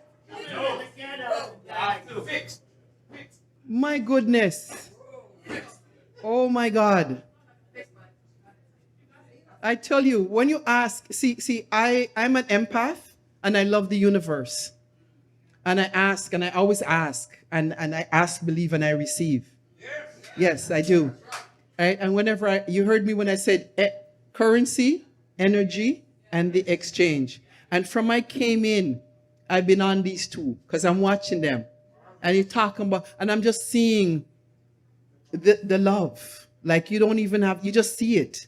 So I'm like looking at him and he's looking at him, looking at even certain things. And she just looks at him and there's googly eyes still going on. Like things is going in. Like big things are going. Like, and I'm looking at it. And I need to thank you both for that. Because that is beautiful. That's a beautiful thing to see. Yes, it is a beautiful thing to see. I couldn't resist it. I'm looking at it and they got me. He got me. You know, well, you don't know, say you have a matey, right? Do you know what a matey is? You want me to tell you? The lady that comes in and takes your man. Or the lady that flirts with your man and somehow, you don't want one of those. Yeah, no, you don't. Yeah, I don't want you to have one of those either. Yeah, I don't want you to. And that's supposed to be a joke, people so laugh. Y'all got, like everybody that starts to get scared all of a sudden, like, what is she saying? Is she allowed to say that? Yes. So, are you ready for the next person? Yeah. You're not saying it loud enough. You ready for the next? So I met this handsome gentleman as I came in, and we're having conversation, and he said his name is Radical Ja with a Z. So I'm loving it. And in our conversation, we got deep. And I love it because sometimes when you meet men, and let's just say, wow, my nice girl, you look good. Like, a nice girl, you have a man. That's usually how the conversation starts, yes? Eh? And then you say, whatever you want to say. If him look good, you say no. Right? But if he don't look so good up, you say, yeah, I got my man. Yeah. That's what we do. So, Radical Jack, can you come on up and give us some of that you do? All right. Greetings to one and all. This is Radical Jazz. How is everybody feeling tonight? Love that. Well, I do poetry / dub poetry, and I'm here to do 3 of my poems to share with you folks. Now, them not gonna be so long, so it not gonna boring. The first one I'm gonna start with is one called Fate. And how I come about this poem Fate, once at the morning I get up and I go in my basement and the TV left on, and when I look, there was a documentary on Sean John, who they call P. Diddy. So I said, sure, these guys born in a wealth and they're rich and all that. So I take my time, I have my coffee and I watch it. And I see that these guys really got to a struggle. What them saying have sleepless nights and they show which from this state to that state and how much hours of sleep you get. So I said, I never know these guys really earn where they're at. I just said, them American, I'm Jamaican, me come through the struggle and come to Canada. So I said, sure, them born that way. But anyway, I was inspired by it. And I said to myself, well, I would like to be one of that. Something like that. So I come around with this poem called Fate. Starts like this. How am I going to make a name in all earth's riches and fame? No one wants to live their lives in vain. Many nights I kneel at my bedside praying for health, strength, and a better life of living, yeah? Sometimes it seems like nothing's changed. Things stays the same, getting caught up in the same old game. It's like stress driving me insane. How can I ease this pain? Let it rain, washing away my sorrows with the goodness I obtain. No more facing my days, raising Cain. I know I'm living for a reason. In every changes of the season, I'll keep knocking on closed doors. One day mine will be open. In such joyous words, I will be spoken. That's like earning my first token. I promise to stand up for justice, brotherhood, and peace. That's my slogan, seeing the future in slow motion. The land, the trees, and the ocean, just waiting for me to come take my portion without strife or commotion. No one dares to make an assumption. I took to the change, my whole life I rearrange. Nothing beats a trial but a fair exchange. I'll step to my game and make a claim. You can do the same to make that change. Don't hate for what is earned or gained. For all that I have achieved, it's in the Father's name. Wasted time cannot be regained, because I've learned to fight the struggle and face the rugged terrain. I'll hold my head up high and not down in shame. Say my name, R.C. Malcolm, lyrically acclaimed, aka Radical. That's how I do, keeping it real. One. Thank you. Thank you. Thank you. Greatly appreciated. Yes, man, as a poet still, you know, I'm in Canada a mighty long time. I'm not even going to tell you how long. As a matter of fact, before me start gray. So it reached a point when I say, me need to do something with my spare time, man. Me need to do something. So a Rasta brethren of mine by the name of Peculiar Eye, who was nominated for a Juno Award way back for poetry.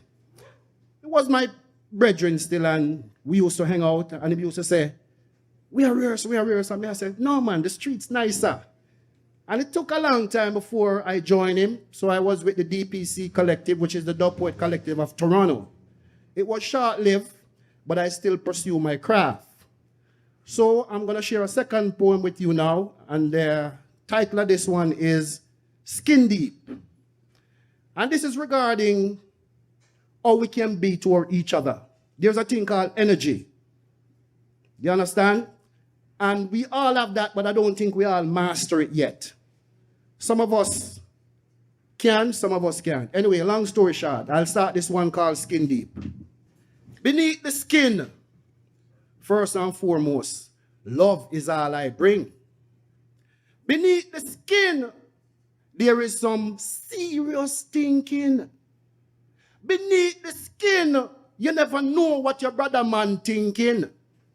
It's so hurtful and heart-wrenching when you don't know what's coming. Hit you like a brick. You don't know which direction to run in. Beneath the skin, there is racism. Despite the fact, it's the same world we are living in. Beneath the skin, calling judgment is a sin. In my heart, I have joy and splendor. That's why I sing it out loud pan the boom tune rhythm. Words of positive meaning. This is no ism schism.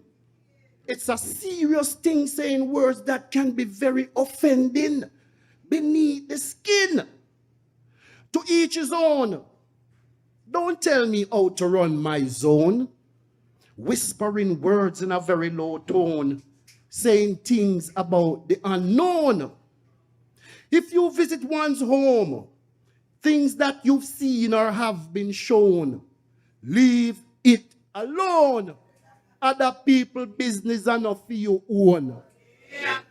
Some of them faking a smile inside, they're wearing a frown. But what you don't like or wouldn't do, where I and I reside, I'm expecting the same from you. Not true? Nobody wrinkle or screw, because if you do, this one here is for you.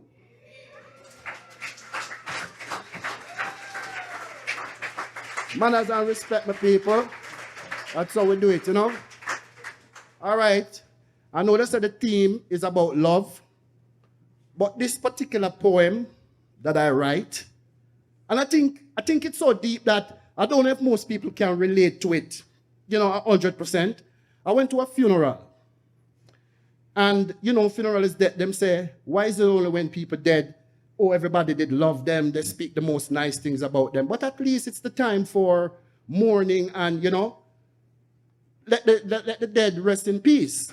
So I see some differences with family members and relatives. And I sit and I observe. And this family member is not going to view because that family member is in there and that family member don't want and that family member's... And I get crazy with it. So I said to my significant other, I said, well, I saw them deal with this. What the heart there? Like, me don't understand. No respect now, sure. So anyway, I come up with this poem. It's a part of love still, but it's / question. So it starts like this. What is love? Is it of any value? What is peace? Is it even possible? Unity is strength. War is inevitable. Does death really hold a future? A man said that he's in love, yet him kill him lover. And I can discover innocent people are get charged for murder. Every day we get up crying for world peace. Peace, we want peace. Yet still fighting against each other. Me confuse Rasta for see the hell where we are living at. With so little joy and abundance of sorrow. Is there any hope for a better tomorrow? Question. Are we in this thing together? Or are we here to fight against each other? If it's so difficult to smile and say hi, why bother? Sometimes I wonder, what is my purpose? Is there a way out of this circus? When life gets so messed up, stressed up, and rest up, leaves me desperate and curious. Who am I? What am I? Where am I?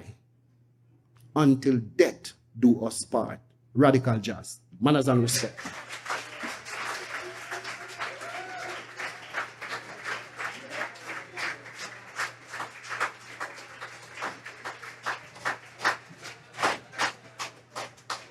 We have to give another round of applause for that one.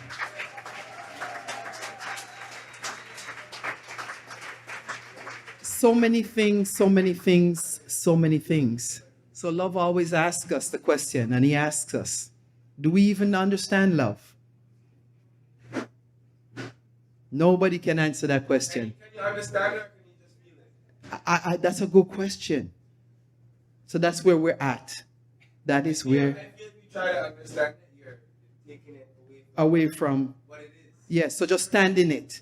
Just stand in it. All right, so I'm gonna take it from you. I'm gonna just stand in it. That was from. Yeah, I didn't do that. Yes, you have my heart. From I turn on Barris and you could move. You have my heart because musically, we speak different language according to ages. So when you hear certain music and when you see the young ones move to it, you know things are happening. When I see the young ones move to Barris, I'm like, okay, yes, we can do this. So my co-host is getting ready to do her thing. Are you ready, gorgeous? Yes. So, like I said, it's always a pleasure when I'm in her space because there's so much that I look to this beautiful young lady for. Yes. So, for those of us who know this lovely word called menopause, otherwise known as menpampause, we struggle with weight, yes, and hot flashes. I come with my own heat, so every so often I have to walk and take off. I ask my son, please don't come into my room because there's times I will not have clothes on. And I don't want to traumatize the poor child. Yes. It's real conversation, right? So, and these are the conversations our parents never told us about. We always heard about something called the change. I want to know, can I go collect some change? Because I never knew. So, Shakoy has a reggae size class. So online, because everything now is online, right? So we turn on the Zoom and I get to do my reggae size with nobody watching, right? As I get it. And I appreciate that. So that's part of who she is. In between being an author, 2 books so far. And if there's anybody in the room who has an idea and you want to put it into a book, please see Miss Shakoy, because she'll tell you what to do, how to do, and what not to do, and to get your book published. because she's a published author. And we love it. So come on up, baby girl. Come on up. Hey, everyone. I said, hey, everyone. Thank you so much for your attention and vibes. I know it is the end of the night. Thank you for holding on. I am Shakoi, aka Need Some Koi, because everyone needs some koi in their life. Yes, they do. I am a poet, dancer, and author, and I'm really excited to just share my story and continue to share my story today with you all. So, if you have ever felt anger before, because the thing about poetry is really personal, right? So we're gonna go there. So raise your hand if you've ever felt angry. Perfect. I will get along with everyone in here because it's anger that actually brought me to initially start writing. I am the perfect story of from trauma to triumph, and I'm your reminder that you can too. See, I could have just wrote my pieces, kept them in a notebook, and never shared them with anybody. But I made the decision to get out there and share. So I want to encourage everyone here today, if you don't start telling your story, who do you expect to tell it for you?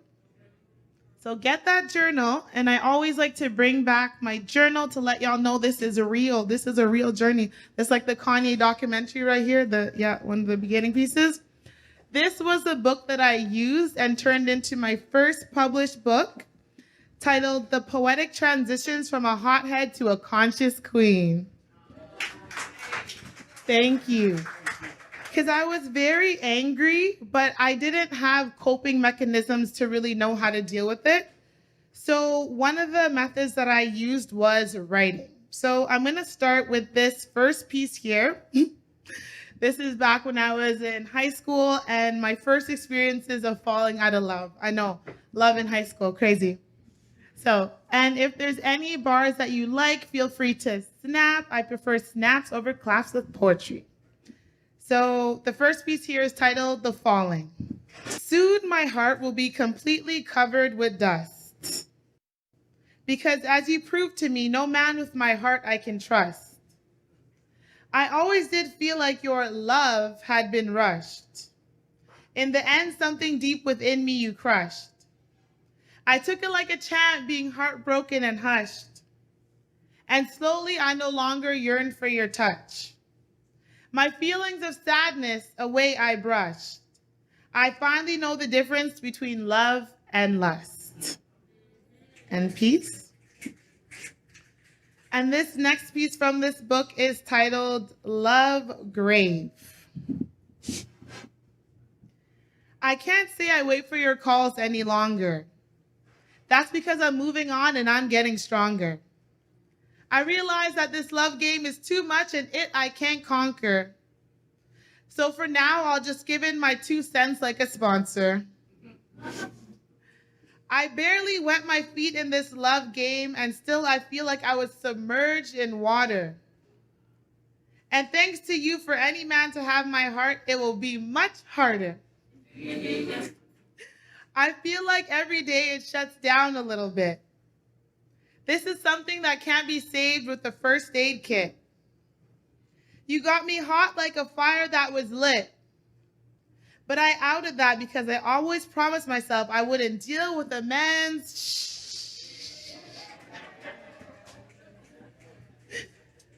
I always tried to tell you exactly how I felt. But you never knew how to properly respond to me, leaving problems undealt. You always had a way to make me melt. The melted puddle has now froze. You sank me to a new low. But I've learned to be more alert and never go into anything with my eyes closed. And peace. And so after falling out of love and being all angry and not going to Facebook to out anybody, don't do that, y'all. Think about 10 years later. It will pop up. You'll be like, this happened this time last year. Don't do that to yourself. So then when I really started thinking about what love is and just I grew up, I went through a lot of different emotions and experiences. Then I realized that love is actually everywhere. Love is everything. So then I wrote this piece titled Love Is. Love is life. But what they don't tell you is that it is all forms of life. Underlying all forms of emotion, the hidden dosage is love. When your eyes hold the weight of 2020 right behind its lids, pain is present where love can hide. But it is still there, like the poor taste of problematic patriotic peasants in the US Capitol, affecting the taste buds of Canadian mouths. Love is the good, the bad, and the ugly. Love is the judgy. Love is the prejudice and the racist, for their love for separation unites them. Love is twisted. Love has never been straight. We iron the wrong areas of love and burn the very clothes meant to cover us. We feel hurt in love, as we feel hurt in the lines made to bound love. But love is life. Love is everything. Love is boundless. Love is hate. Because creating space for someone to live in your head rent-free can never be because you hate them. You see, love is in all places. Atoms and cells of love are all around us and bound us in open cages. Invisible, but felt by the body. You see, love is constant. Love is everything. Love is life and peace. This piece here is my signature piece, and I love it because it's about me. And I love myself, and I learned to love myself through my writing.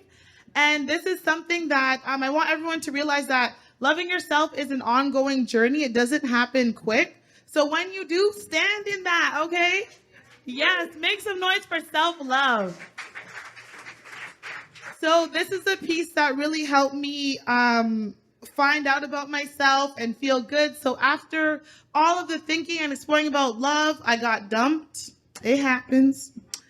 And then I wrote this to make myself feel better. So this is titled, It's About Me.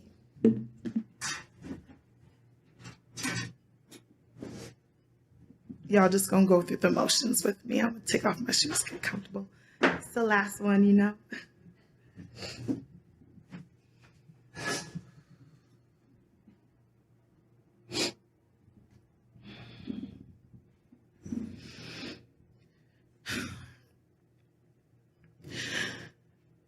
This is not a poem to you, for you, or about you, because it's about me. It's about the times that I did not waste, developing myself as you overlook the shine of my loyalty. Now look at me, being loyal to me, as you still cheat on yourself. I said, now look at me, being loyal to me, as you still cheat on yourself. I should have changed my name to Gravity, the way that I held you down. Now look at me, getting elevated closer to my ancestors so no system can tell me who I am. No system can force me to agree that the time spent with you was a waste, because it was also time spent with me. You told me I was number one. I said, boy, I'm no number. I'm that thunder. No OKC. I fed you. No KD. You know that good food, no KD. Every day of your life, I am the MVP. The one that got away but got deeper within herself. Now every time you see me in your mind, you hear a choo. If you know the line, say it with me. Because you can't forget how many times I've blessed you. My melanin's so melanated that I sparkle. I'm trying to show these young queens that they need to find themselves before a man, and especially before a boy who thinks he can. Because he can't. Now, I'm not against a boy who thought he could. There's nothing wrong with dreaming. Nothing wrong with that. But don't claim yourself a king just because you figured out how to release semen. Because now I see men wanting to be men, but they don't believe in themselves. Two wrongs never make a right. So to love yourself is an everyday fight. Oh, man, fight every day. Now, back to me. It's about the hindsight that I did not see, but I won't allow that to mess up my destiny because I still have vision. Amen. And with that vision, I can see that not all men are the same. So I thank you to the kings who do sustain. Thank you for believing and achieving love. Yet another reason I can stand here and say, my love for you was meant to decay, but my love for you was never a waste. Because it taught me how to love myself so much more, and now I'm free. And that's why this whole poem is still solely about me.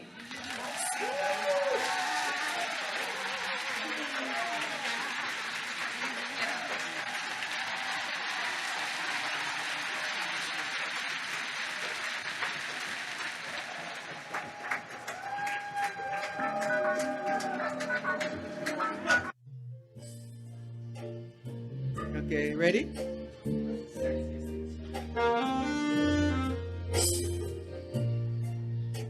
Her name, Judith Coco Brown.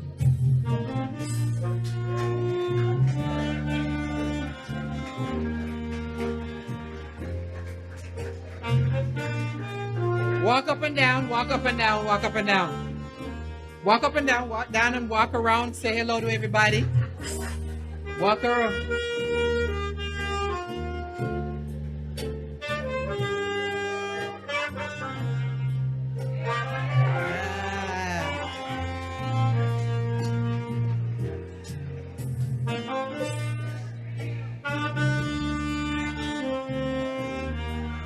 Hey.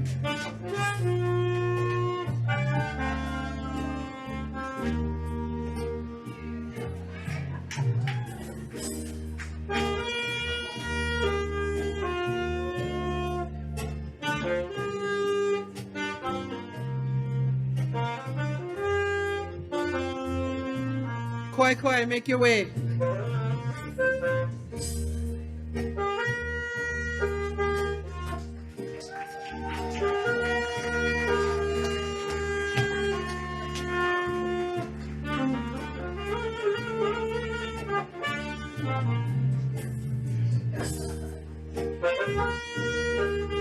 Miss Keisha.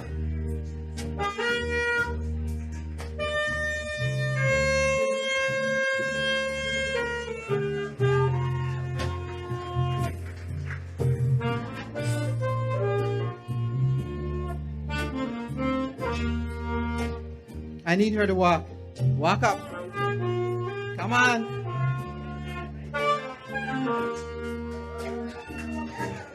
Heather.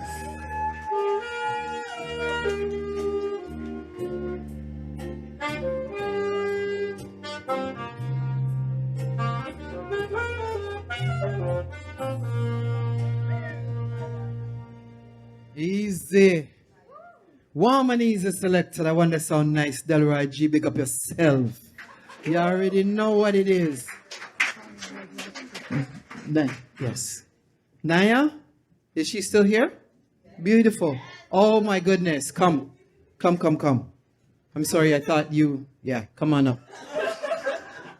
So, I brought these ladies here, especially lovely Judith Coco Brown, because her vision has us all in this room.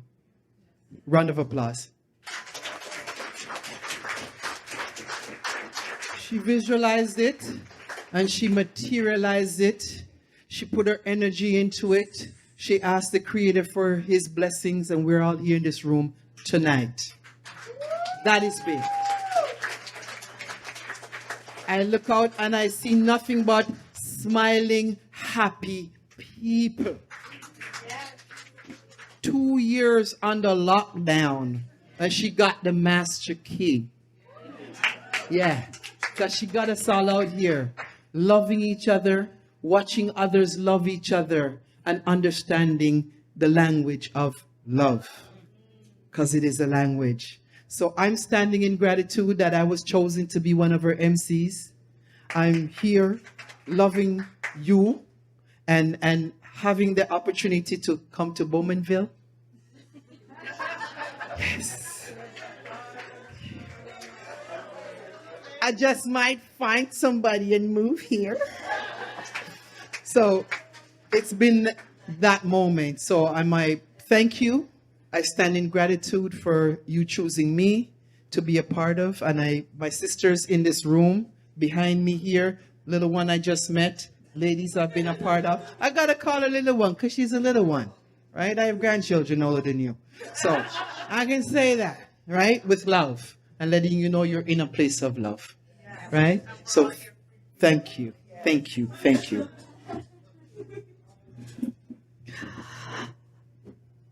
Oh my goodness, I'm gonna cry, but I'm gonna try not to. I just wanna say thank you. Thank you, thank you, thank you.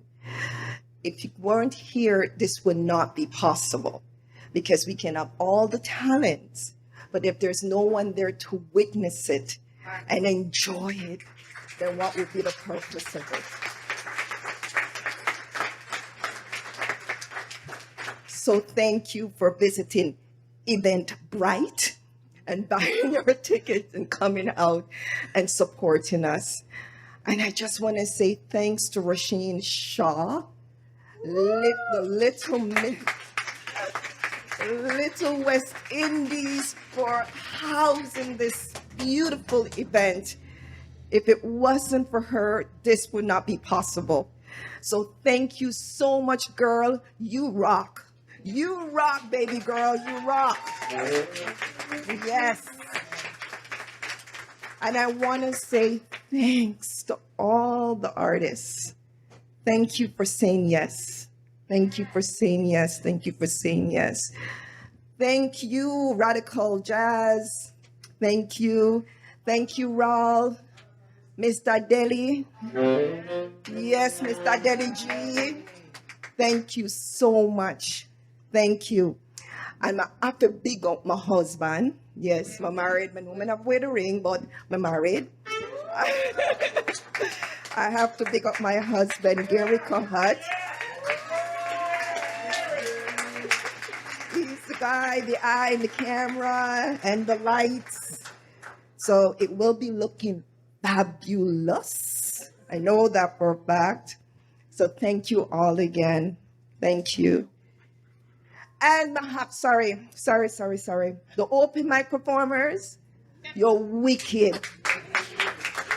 You're wicked. You're wicked, you're wicked, you're wicked. And Mr. Victor, Lord of mercy, me forget Victor. Mr.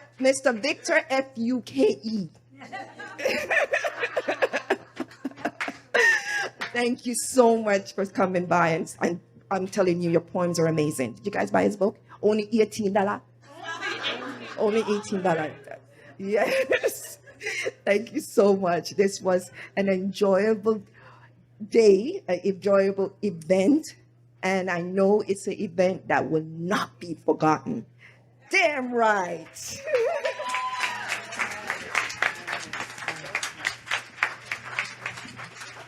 Drive safely now, everybody. Thank you so much for coming. Bye.